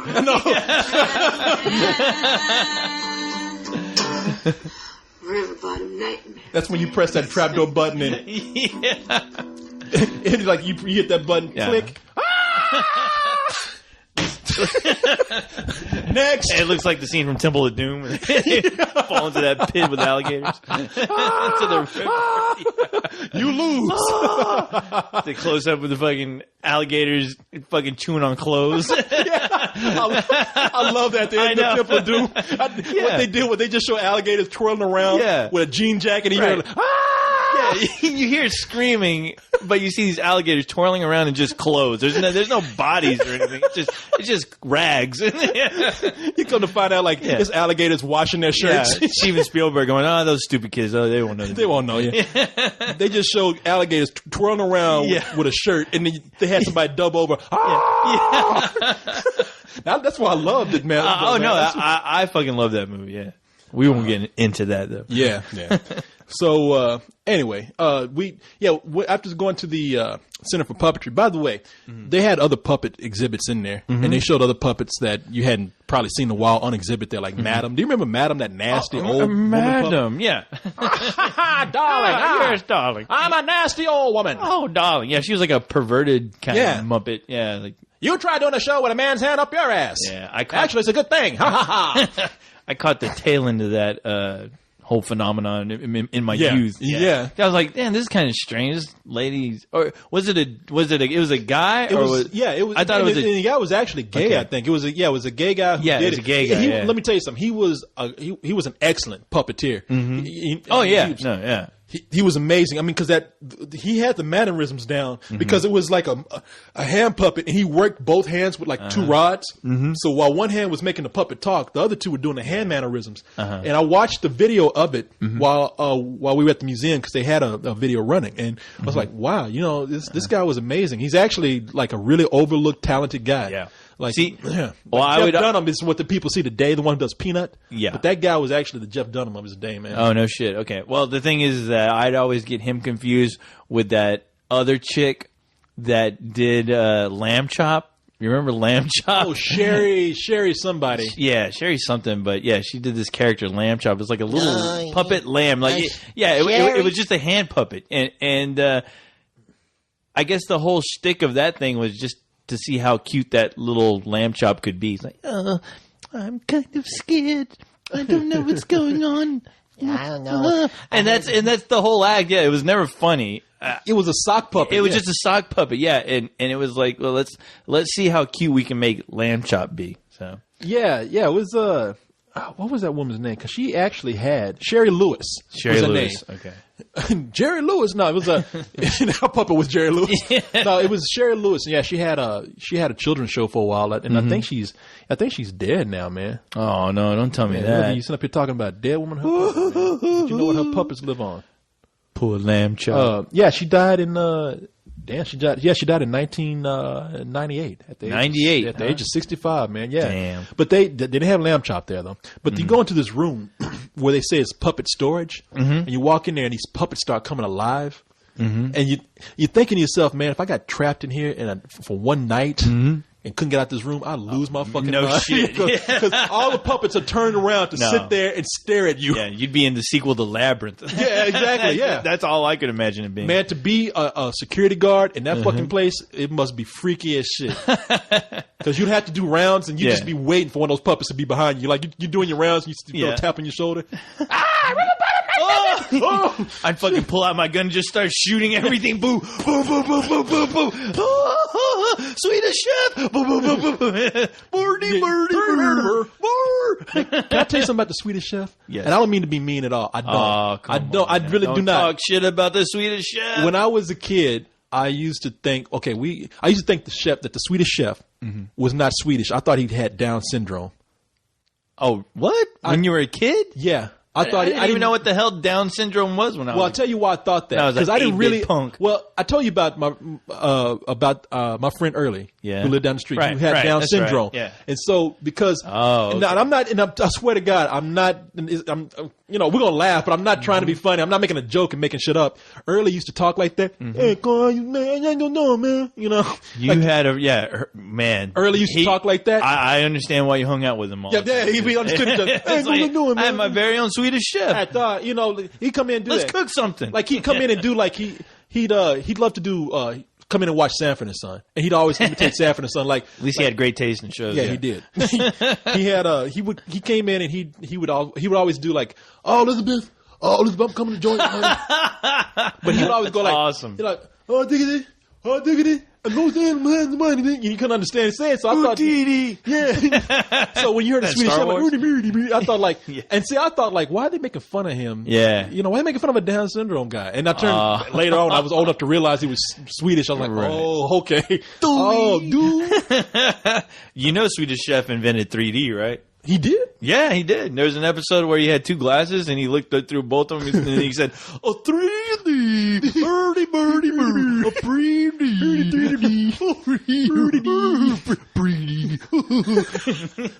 And look, I don't want anybody like emailing me like, you shouldn't talk about mentally handicapped people. Why are you worried Look, about that? They're not. man, Anybody with a because- brain no, knows that you're not making fun Yeah, of because at one time I started to tell that story to somebody. I was hanging out with some girl and I was like, yeah, we used to have this guy who had Down syndrome down the street from us, and she was like, you know what? If you're gonna like talk about mentally ill people or mentally challenged people that way, I'm gonna get up from the table. I'm gonna walk away. What? Like, and you know what? And I told her straight up. I was like, you know what? Fuck you. Okay. Good. You know, just fuck off. Wow. I was Before like, you even, but all you said is, I knew this guy who had Down syndrome. That's all I said. She's like, if you're That's gonna make fun of somebody who has Down syndrome, I'm like, I'm telling a story. How long have you known this chick? We didn't know each other that long. Oh, okay. No, okay. no, I not was about long to at say, all. Not long What the hell at are you all. doing hanging out with somebody like that? No. And I actually said, I mean, it was somebody that I was like on a date with, and I was like, it was like, I guess that date didn't go too well. it was like a second date. Like it actually started out great. I really thought we were going to end up going somewhere. Yeah, I'm like, wow, you know. And then the second time, it was just like, at that moment, I was like, I don't even want to talk to this person. I just shit. kind of like, you know what, get up and walk away from the fucking table. I Yeah. don't care. Hey, leave those fries here. Yeah, I'll take those. Yeah. Those could are my fries. Yeah. Could you pay the check before you go? But no, she stayed and ate dinner. We ate dinner, but it was kind of uncomfortable from that point. Yeah, it was like, fuck off. You still want to hear my story? So, anyway, Anyway. fucking retarded. Yeah. So then after that, we went to the Martin Luther King Visitor Center, which is pretty much a Martin Luther King exhibit. Yeah. Got to see where Martin Luther King was buried. Got to see where he was buried next to recently his wife Coretta Scott King was putting a tomb next to him. You got to see all these things that like the stuff that he wore. Yeah. Manuscripts. Oh, no It shit. was That's amazing. Cool. They had a Mahatma Gandhi exhibit also. Because Really? that was Martin Luther King considered him his mentor. Yeah. So they had a big exhibit on that. Yeah. But let me say and then we went to a really nice sushi place. Mm-hmm. I had a great time in Atlanta. Awesome. Let me just say I had a wonderful time in Atlanta. Good to hear, Corey. That Sunday was like, wow. Yeah. Okay, so this is why I came. And look, I'm a huge Jim Henson fan. Mm-hmm. And I can That was kind of like a stroke of luck just finding that place, right? You didn't know that they were doing an exhibit, right? Did you just happen upon that it? night when we were hanging out? So Ewok Princess pulls up, you know, and I actually have to credit Ozma for putting the idea in my head because I heard her mention the Center for Puppetry and they had a Jim Henson exhibit. Oh, okay. And I kind of forgot, and then Ewok Princess was going through like tourist stuff, and she mentioned that, and I was like, "That's right, that's what I want to see." So we went over there and saw it. So yeah, it was a great time, man. So, and again, Ozma and anybody else, don't think I was angry at you guys or anything. I was not. Everything's fine. It worked out perfect. So, What are you mad about? yeah, exactly. Showing you some entertainment, trying to bring you to town, show you a good time, invite you, tell you how much we love your site. You gonna talk shit about us? What kind of asshole are you? Ungrateful prick. Son of a bitch. Let's see here. I'm gonna stop and save this because I'm getting kind of nervous. Yeah. Save it, please. All right, before we wrap things up here, I'm gonna go into a little music right now. Last week, well, there's an album. I want to tell you about it, Okay. and I've been finding a lot of cool music. I think that's why we have a music section now. But there was first of all, last week somebody was talking about some music that we had mentioned. I brought up a song. We brought up Jazzy Jeff. Okay. And we talked about this song that Jazzy Jeff had made. Because we were like, yeah, you know, everybody remembers Jazzy Jeff and the Fresh Prince. And I was like, well, I was wondering what kind of albums he was putting out today because I know he was still DJing and I heard some things. I actually saw him with Erykah Badu during one of the South by Southwest. And he he did a set, just spinning, and everybody's like, wow. So I found this song that he had done that had a rapper in it. And here's the song that we played last week. A song called All I Know. That's right. And I remember. yes, and it's a cool song. Just want to tell people, check out this album, The Return of the Magnificent. And the rapper comes in. Right Yeah, that guy agrees. Yeah. Yeah, he's still agreeing with Make you. it move like I wanna move with them horns. Let them play with them strings while I spit the life of king. That rapper is CL Smooth. Now, when I was talking about this, I said by a guy named the rapper in here is a guy named CL Smooth. Now, sometimes I say this guy or that person or by this girl just because some people might not know. It doesn't mean that I don't know. Now, I know a whole lot, but somebody came in and said, "Man, what you mean this guy CL Smooth? I mean, he only made one of the greatest rap songs ever. Come on, son, get your shit." And I was like, That's funny. I never heard of it. "Well, it turns out, like, look, I know who CL Smooth is. All right, fuck, Tell him, Corey. Well, Tell him what you know. CL Smooth. Look, I'm not claiming to be like an expert in hip hop, but I love hip hop, and I could tell. yeah, if you couldn't tell already, and there was one of the most popular hip hop songs to come out in the early '90s was called "When They Reminisce Over You" by Pete Rock and CL Smooth. Never heard of it. You never heard of it? Here, No. let me play a little bit for you. Yeah, it's from an album that they did called Mecca and the Soul Brother that came out back in the early '90s, and this All is right. yeah, this is if you like hip hop, you recognize this song. That's the way it starts out, but then okay. It might not sound familiar yet, but keep listening.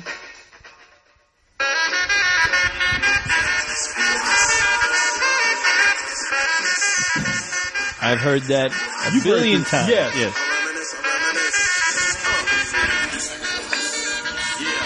This is a very popular hip hop song. It's considered a hip hop classic. I reminisce for a spell, or shall I say, think back 22 years ago. So you recognize it now, yeah. I remember the horn section. Yeah. Yeah, they said the song actually dedicated to a dancer that was in Heavy D's group. I don't know if you remember Heavy D. Somebody dedicated a song to one of Heavy D's dancers. Yeah, for it was crying out loud. When they reminisce over you, is if you abbreviate it, it's Troy. And Trouble T Roy was a guy who was a dancer, and apparently Pete Rock was a friend of the guy. And now is I'm sorry, Corey. I'm gonna have to bust out my hip hop decoder ring. Yeah. Your hip hop dictionary to figure out this. This guy here, he was dancing on. They just got off of doing a show or something. He was dancing on a ledge and fell over and hit his head and died in a hospital. So yeah, I know how crazy for a dance. A guy was dancing, got died while doing what he does. No, I'm not kidding. Wow. No. At the time, everybody who was into that song knew that, and they were like, "Wow," So Trouble T Roy was this guy's friend, and he was like, in fact, Heavy D and those guys made a song about him too. But so they dedicated the song to him, and and one of the reasons why it's so famous is because of that little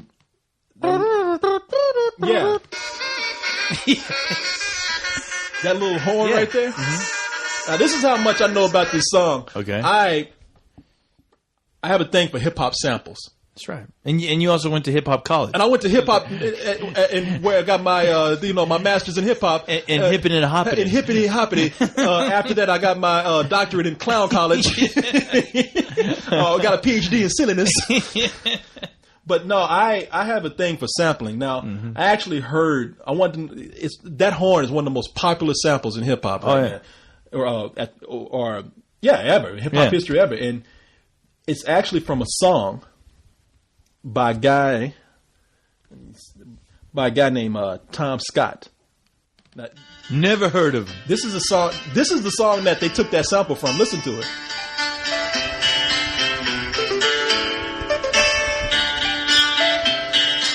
Is that Freedom Rock, man? We'll turn it up, man. Turn it up. Now, none of this sounds familiar to me.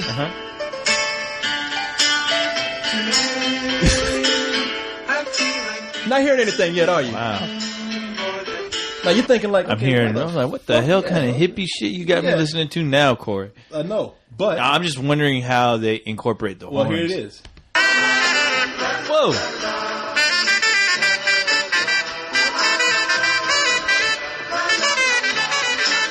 Wow, Yeah, that almost sounds like it was digitally inserted.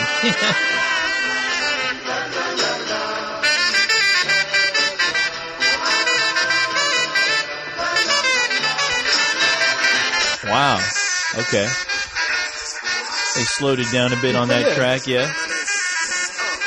You know, the funny thing is I'm so familiar with that version than I am the original because hearing the original, it sounds a bit off. Like it doesn't sound right. That's not even the original. That What? Song, the song they sample from? That's a remake of another song. What the fuck? Listen to this.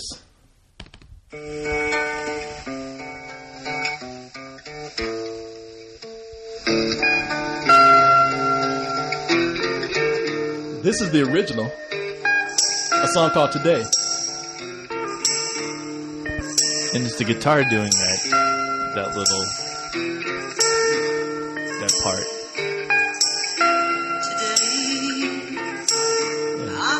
You know who this is? Jefferson Starship? Airplane. Yeah, you're close. Jefferson Airplane. Oh, Yeah. that's right. Yeah, it's Grace Slick singing. I was about to say, it sounded like her. Yeah. I'm impressed I figured that out. Yeah. But yeah, there's no horns though. It's just No, the guitar. Yeah, it's the guitar playing. This is from the same album that they did White Rabbit on. And Don't You Wow. Want Somebody to Love? Yeah. And this is the original. That's cool. You can actually hear this song played right now in the Coen Brothers movie, A Serious Man. Mm-hmm. So yeah, wow. So I didn't know that Tom Scott song, the one they took the horn from, was actually a remake of that Jefferson Airplane song. Until actually I went in one day because I went into iTunes and bought the album, which is called Surrealistic Pillow, because I like Jefferson Airplane, and I just listened to it and I was like, wait a minute, that sounds familiar. Yeah. And I was like, oh fuck, that's that fucking song. Okay, Boy, so you did some Scooby Doo work. yeah, I there, know, buddy. but all by accident. But I was like, whoa, wait a minute. But the guy who did the one that they actually sampled from was Tom Scott. I think this guy was like 19 when he played horn on that remake right there. So, Wow. but before we end the show and like read a couple of emails here, I want to recommend some music to you. Okay. There's, I don't know if you heard. Oh, well, I want to show you this video. Okay. There's been this video going around, and it's a really kick-ass video. About 3 people have sent it to me already. Okay. And not even on Spill. It was just like some people just randomly said, hey, you like this. Let me see if I can find it here. Check this out. It's coming up. Here it is. Yeah. This is a national message. NASA worldwide. Cool.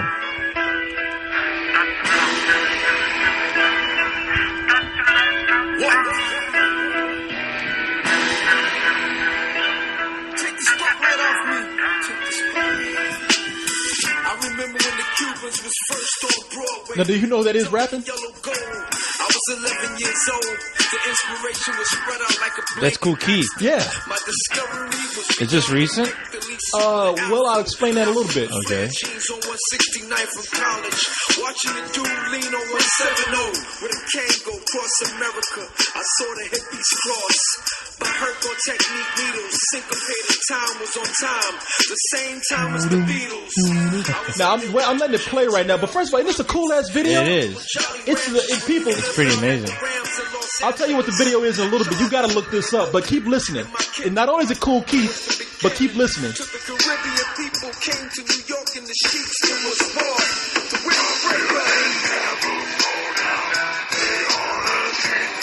You know who that is? That's Tom Waits. Yeah. Wow. Cool Keith and Tom Waits together, man. It's bound to happen. It was both those crazy motherfuckers. Their but- paths were going to cross at some point yeah. in the loony bin.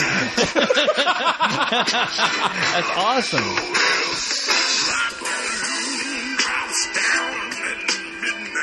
You got to see this video. This That's video incredible. is brilliant. I mean, this is the kind of Okay, videos I that have, people used I have to to do. get that. Okay. Okay, but let me tell you what it is. Yeah. Now, I heard this song probably back in April or March, and I hated it. I mean, let me just say I didn't hate it, but I heard it because I heard it was like Cool Keith. I was like, oh shit, let me turn this up. And I heard it and I was like, oh man, I don't know about this. I'm just not feeling it. I was like, this is crazy. They just put these two guys together. I don't know why.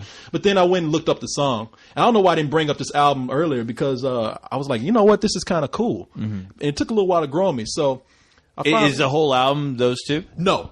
Here's the album. Okay. The album actually came out because when I did a little research on it, because I was like, okay, let me see where they got this from. Because is it a whole album? I'm like you. Is it Tom Waits and Cool Keith did the album together? What is it? So I finally looked it up, and it's from a kick-ass album, man, called NASA, the North American South American Project. Okay. And do you remember Handsome Boy Modeling School? Of course. Yeah. You know how they took a bunch of artists that you thought you would bring together, right? And just put. I mean, and DJs did that a lot back in like the late '90s, early 2000s. Dan the Automator's still doing. Dan the Automator, like Lovage. You know how they got Lovage, Dan the Automator with Mike Patton. Yeah, and actually Dan the Automator was Handsome Boy Modeling School in Prince Paul. And they brought in all kind of artists from different backgrounds. That's right.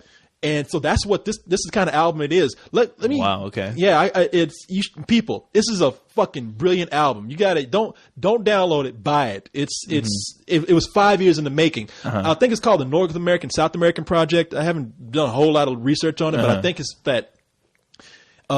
It's some of it's done with like a South American samba flavor, even though it's not really. You can't really hear it on every track, but 5 years in the making, they got a lot of people on here, man. Yeah. They got people that you recognize, like, we just got through talking about that. About that fool, Kanye West. That's cool. Kanye. It's got Kanye West on there. It's got Karen O from the Yeah Yeah Yes. Oh no shit. But then they go in and get people like David Byrne from Talking Heads and Tom Waits. Yeah. One of the guitarists from the Red Hot Chili Peppers. I mean, they're bringing all these people in and mixing them up with hip hop artists you never think you'd hear with them. Like E40, my man from E40 from Houston. They got Scarface on here. Like I mentioned, Kanye West. They have Dale the Funky Homo Sapien. They got now this is to show you how old this album is. They got Old Dirty Bastard. Oh wow. Okay, so this is really old then. Oh yeah, they got Lisa Santa Gold on here, who's not hip hop. She's actually rock or alternative, but she's on here. Yeah. I'm shocked we never heard of this damn thing. Took us this long to find it. The RZA's on there doing. I think he's on a track where one of the guys from the Red Hot Chili Peppers. Next thing you're going to tell me is Bill Murray's on the fucking thing. He is. What? No, he's not. John Frusciante's on it from Red Hot Chili Peppers. I mean, and they put all these people in these different albums together, man. Ghostface Killer's on here, but yeah, and all these. So they combine like these artists with hip hop artists that you wouldn't expect them to do tracks together on. Okay. Cool Keith and Tom Waits. And sold, Corey. Yeah, I'm buying it. People, yeah, and a lot of the songs are beautiful, man. I mean, like this song that the RZA's on, called "Way Down." Let's see.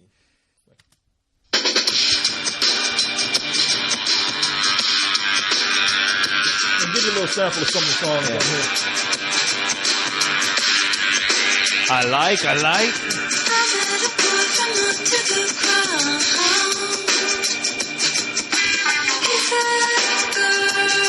I think that's a chick named Barbie. Okay. I was going to ask who's that singing. That's badass, isn't it? Yeah. And the RZA comes in later in the song. Let me see.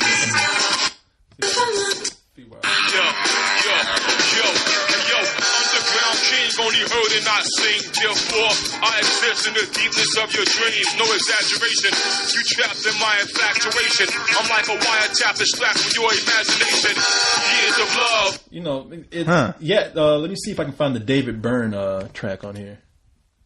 With the NASA team, we will take you boldly where no man has ever gone. There's a song called The People Tree. It's got David Byrne and from the cup of blood to bones and body parts, the vital organs forming your brain and tiny heart. And Gift of Gab on here. You recognize some of these names. Starts adolescence adult and your elderly body rots. It was divine decree, never done the plan, but this disease by the greed of the sons of man who try to lead with their guns in hand. Understand God's the one that command, man. You know David Byrne from Talking Heads, right? Before we go, I'll play one more track on here. The one with the one with Old Dirty Bastard and Karen O. See if I can find it here. Wow, Old Dirty Bastard. Yeah, that motherfucker's dead, and they have an album. That's how long it took to get this album together. 5 years. I would have loved to have seen that recording session. No.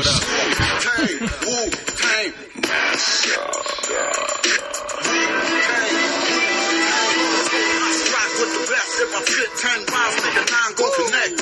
If you ain't feeling 1 or 2, I respect, cause I probably just forgot I'm going stripping from my set. Wu-Tang, man, I love my set. Niggas coming up here, just where the T's at. Look here. Yeah, I was like, how old is this fucking album? Man, I heard it. I'm like, you can't still believe that for real. That's the shit you try to keep you where you at, all content. While niggas rockin' Bentleys and Maybachs. see if I can get to the Karen O part in here. Forget it, first 100 G's I've seen, nigga. I'm trying to flip it. And that's some real shit, not just a lyric. Got a couple open cases, not too specific.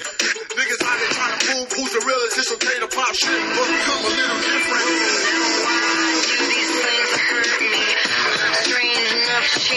pretty badass, isn't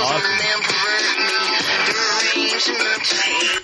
People, this is like a dream project for people who love all kind of music, especially if you like hip hop and you want to see different artists perform, like people who aren't in hip hop perform with hip hop artists. I'm kind of disappointed I haven't heard of this album, and usually I always get turned on to this kind of stuff. But yeah, especially if you love kind of flew under the radar. Yeah, no, if you love what Handsome Boy Modeling School did, yeah, check it out, man. And really, like I say, this is one of those albums that you should really support. Don't just download it, buy it, and I'll buy it. Yeah, buy that shit. I'll buy it with your money, Corey. You ain't getting nothing my money. No, that was really cool. Yeah, I'm glad you turned me on to that. Yeah, it's a couple of guys off of Anti Records. For once, this music thing paid off. Yeah, a couple of hip hop guys called NASA, the North American South American project. Well, I'm picking it up. Yeah, it's kind of that's what it is. It's like Brazilian funk. And it has some roots in Brazilian funk. If you say so. George Clinton is on the album too. From he's on everything. I know these days. Shit, that's not impressive. He's in my closet right now. Hey, Corey. He was in Cyrus's pants the other day. Cyrus, did you fart, baby? No, that's George Clinton. Hey, Cyrus, give me some water. You feeling the funk in those pants, Georgie boy? Funky. Oh shit, Brock! Oh, Brock! Rocking and rolling. Rock. Whoa. That's a song that never gets old. That is hip hop for your ass. That was on that album. Yeah, That's our remix. It was on the cutting room floors. Yeah, he fucked that out. Yeah. That's where we got it. We found it on the floor and took it for our email song. Took it off the floor, wiped it with their ass, and gave it to us. Why are there shit stains on this song? Don't care. We need an email song. Hey, people, welcome to Fuck Your Thoughts. Look, it's been a busy week, and I'm just coming in from out of town, so we're only going to be able to read a couple of emails. Yeah. Sorry. We always say this, but maybe we'll do a makeup show. In the future. Yeah, in the future. Yeah. Would you actually one day, like, maybe, like, I had to be in New York, but maybe I called you up and we read some emails and just did like a, just a few I'm emails. in. Just say, hey, okay. I'm in like Flynn. In like Flynn. There All right, people. Because I know you get upset because we got a lot of emails. Done deal. You know what? That's what we'll do. How about I just call you on Skype later and we just read a couple of emails real fast here. Later tonight? No, that's not going to work. Yeah, I'll call you on Skype tonight. Hey, when you get home. When I put you back in your box. What in the fuck do you want? Somebody better be dead. Leon or Cyrus better be fucking dead. Yeah, people, it's late here, and it's really late. Yeah, we can only do so much. Can't record till 5 a.m. I'm sorry. Yeah, sorry, people. All right. Oh, this is from Tyler Durden, who says, what is Tyler Durden? He said, what's he doing on this? Thought to be fucked for the love of Goatsy. Goatsy's looking in here like, hey, Goatsy got his ass up in the air for you right now. Goatsy's very proud. All right, let's see what we have here. Oh man, this is a long ass one. God, I know. I'm here already. I noticed the paragraph. Oh shit! I just finished watching the Kill Bill movie, and even though it was entertaining, I still have no idea really why I like this film. It's weird, and I understand, Corey, you feel that it wasn't that good, as most people feel. No, a lot of people actually do feel it's good. And I know how Carlisle loves the shit out of Kill Bill. And I wondered if you, Carlisle, our co-host, ever loved a movie that was seen as a failure are well received and couldn't figure out your reasons for your love of the film. I mean, we see movies like that all the time. Yeah, we do. Yeah, well, don't even like get us talking about Twilight. I mean, because we're not part of that group. No, well, that would not be. No, that would not be. I understand why Twilight is successful. Whether you like it or not, I understand it. Something I like, yeah. Right? I mean, I think he's saying is something you something like. we like, but other people just don't. Or some think too people highly of it? they like the movie. Well, God damn, it's late. I understand. You gotta make these questions simplify. People simplify. Dumb it down for us. Yeah, it is. Yeah. Have you ever loved a movie that was seen as a failure, or what? See, that's why I'm confused. Now listen to this. Right. Have you ever loved a movie that was seen as a failure or well received and couldn't figure out your reasons for your love of the film? Okay. Okay, We're gonna have to skip that one. Yeah, because I don't understand what you're saying. I want to answer this question because it sounds like in there's a good question. Yeah, I'm assuming that he's probably trying to say, is there a movie out there that you enjoyed but other people didn't enjoy as much? But then he says a movie that's fuck it, man. We got to sit up here and decipher a question. Play Sherlock Holmes with this shit. I left that decoder ring in my other pants. Yeah, please, people, shit. Pants that I don't own. Okay, the Shogunate, who says, here's a thought for fucking. Haven't had my thoughts fucked yet, so go hard. Oh, you bet. All right. Okay, so what do you think makes a great sci-fi film? The creative use of CGI or lack thereof, the structure of the story and how it's told, or just a kick-ass adaptation? Thanks, and remember, go hard. It's my first time. No, well, look, I know you're thinking that, because a lot of people would think that. What would make a good science fiction film? Is it the special effects? Is it the creatures in it? Yeah. But it's simple. I'll tell you. Yeah. Everything. It's every bit of that. You want a great story. Number one, a great cohesive story. Don't get too crazy like some of those past Star Trek films where I don't know what the fuck was going on in half of those films. But yeah, you just want a cohesive story, something engaging, something exciting. Star Wars did a great job of that. Empire Strikes Back is a perfect example of doing great sci-fi. And yeah, you know what? And the better your effects are, the more I'm willing to believe in what you're trying to dish out to me. As far as the movies is concerned. But I would say that, you know what? Don't think anything beyond story, because I have seen some movies where they did not have any big special effects at all. And if you really didn't think about it, you wouldn't think of it as a science fiction film. Yeah. There was a movie that came out, and I forgot what it was about. I mean, I'm sorry, I forgot the name of it, but it was a very low budget film. It got wide release and it showed at South by Southwest, but it was about cloning. And you never saw people in the same screen at the same time. Like nobody met their clone, or they did like this effect where they had people shared screen time as one person, or nobody shared the screen with their double, even though the actor wasn't a twin or anything like that. You never saw like an expensive cloning device. You never saw like some zap, electric gizmo or whatever. It was just a box. And people hinted that they were going back and cloning each other and something was going wrong. What was the name of this movie? That's what I'm saying. I can't remember the name of it. I wish I could. I wish I could remember the name of it. That's why you lose in this debate, Corey, because you can't remember. It's not memorable.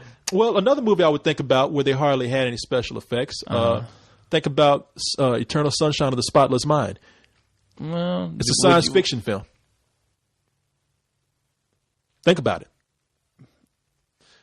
Okay, think about it. It's a love story, but buried in there is a science fiction film. There's a guy who goes to have his mind erased.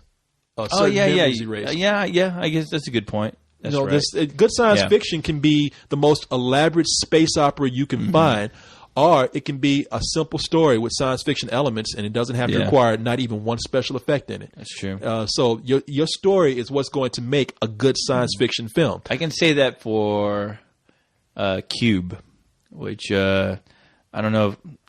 I think it's debatable to say if it's a great science fiction, but I thought so only because it's about a group of people stuck in this cube, and whenever they find a way to get out of the cube, they end up entering another cube. But a lot of these cubes are booby trapped, so they have to figure out. They basically have 4 doors to choose from, I believe, and they have to make sure that they're entering the right door. Because if they get in the wrong cube, there's a good chance they'll die. I remember Cube. Yeah. Pete, it was about 5 people who woke up in a room. On every wall and every door, on every wall and every floor is a door that leads to another room. To another cube. Yeah. And the only catch is that they have to think carefully about entering that next room because it could be booby trapped with a very deadly, gruesome trap. Yeah. Very gruesome, like Hellraiser type trap. And let me tell you something. That movie functions both as a science fiction film and horror film, and is written great. That was one of my favorite movies for a while because that movie scared me. There's no creatures in it. There's no monsters. There's not even any real personified villain. Yeah. All there is these traps, these rooms, and these potential traps that could kill you in a real horrible way. Yeah. And every time they open the door and entered that next room, I was scared. Oh yeah, it's a great character piece too. I mean, and all these people turn on each other. And it's like, wow. And it's completely engaging. I mean, watching that film, you're like, wow, this could have easily been like somebody could make a play out of this, and it'll still work. As long as they have the structure of what's going on. Because honestly, I guarantee you that I don't know what went into making that film, but I bet you they probably only had like 2 or 3 sets that they used, and that was it. What they did was they just went from room to room, and they just changed the lighting. I think they said that that's what they had to work with. I mean, they just worked with like a couple of rooms, and they would change the color of the room, and the lighting in it. Yeah, brilliant. Yeah. No, it is brilliant, and So really, I mean, it's just like any kind of it's in movies. If you're trying to tell a story, if that's your purpose, because you can do avant-garde and not have a story, but if your purpose is to tell a story, whether it be science fiction, romantic comedy, anything, your story is important. Right. All right, this is what makes me nervous about saying fuck your thoughts. I think we got a girl here who's barely 18. She's talking about all I want for Christmas is for you to fuck my thoughts. I'm like, damn, I feel dirty, man. Yeah, no comment. I feel uncomfortable right here. But you got your wish. There you go. Here's your thought fucking. Merry Christmas. This is my first time getting my thoughts fucked, and so please make it worth my while. I'm not going to make my question super long. Too late. Yeah. All I want to know is, how did you and co-host first meet? Thanks for reading. Oh boy. Oh, you know what? That's a question. That's an answer for another thing. Yeah, that is. Yeah. Or I'll hang out reminiscing right before we die. When I reminisce over you. That's the way we should start like answering the question. Well, it was a few years ago, and the co-host and I, we were seeing a movie theater. In Mexico. The CD I'm not buying.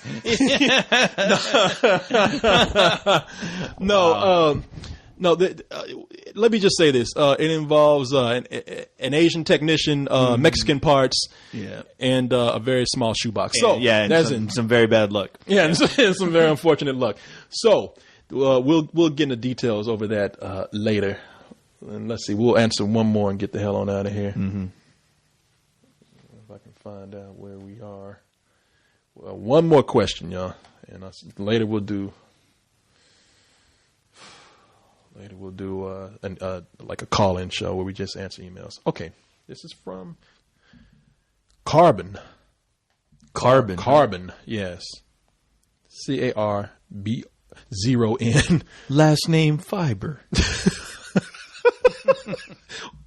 That's a cheap joke. Don't laugh at that. I don't know, man. That's why I'm laughing. It's so bad. It has me laughing really hard. It could be just late. I'm delirious. Yeah, it is. Okay. Hey, Corey and co-host. If a movie was going to be made about your lives, what genre would it most likely be? What the fuck genre do you think it's going to be? It's going to be a documentary. Well, if it's Cyrus's life, it's horror. It's going to be My Life, X-rated. It's going to be a Jewish biopic. What genre would it most likely be? Or which part of your life would that genre most likely apply to? Would it be a comedy, a drama, or an action film? Okay, hey, you know what? That's a good question because it could be a drama if we chose to show how you and I are outside of the show and drama. How I saved your life that time, and when did you ever save my life? Get out of here. Or it could be a science fiction, because you are a robot. That's true. We could. Hey, that could be. Hey, Chelsea, that could be the answer to your question. Watch for the science fiction opus of how the co-host came to fall into our hands. That's right. All right, but most likely would be a comedy. Yeah. Yeah. I mean, a dramedy. A dramedy. I tell you what, if it was just about my life, I would make it. I would make it a lighthearted drama. It's sort of like I guess Howard Stern's Private Parts, where you go in, you tell the story of somebody's life, and for the most part, it's true to what the story is about. I mean, you're making like a biopic about somebody, but I would make it humorous with just little spots of drama in there. So I guess that would be sort of a dramedy. Do you mind if I can get the guys who directed Epic Movie to direct your film? You goddamn right, awesome. I do. No, actually, I don't. They're on the job. I don't. As long as they bring those little hand puppet chipmunks from a disaster movie. What about you? Your life? Mine would be comedy horror. Where would the horror come in? There's plenty of horrors in my life. But you start with us for one thing. This show is one of them. Yes. So yeah, and of course, it'd be ripping off Evil Dead 2. That's my. I'm willing to make up some shit for my movie. To embellish. I got you. All right, man. Just to keep my interest, along with some naked chicks and. A 40. All right, man. That's it, man. That's it. That's it. Oh, that's too bad. Yeah. Well, hey. But hey, what are you gonna do? We'll see you tomorrow. Yeah. Yes. There you go. I'm not seeing you tomorrow. I ain't saying shit. All right, kids. It's been fun. Once again, thank you to all the fans who have supported us over the last 20 years, and finally gave us the opportunity to win something that was, I guess, that you can say is worth the shit. Yeah. Thank you, people. Thank you, Spill. No, thank you very much. We love you for all that. Yes, now send us money. Yeah. Quick. Exactly. You rat bastard. Get to the chopper! Get to the chopper! Get to the chopper!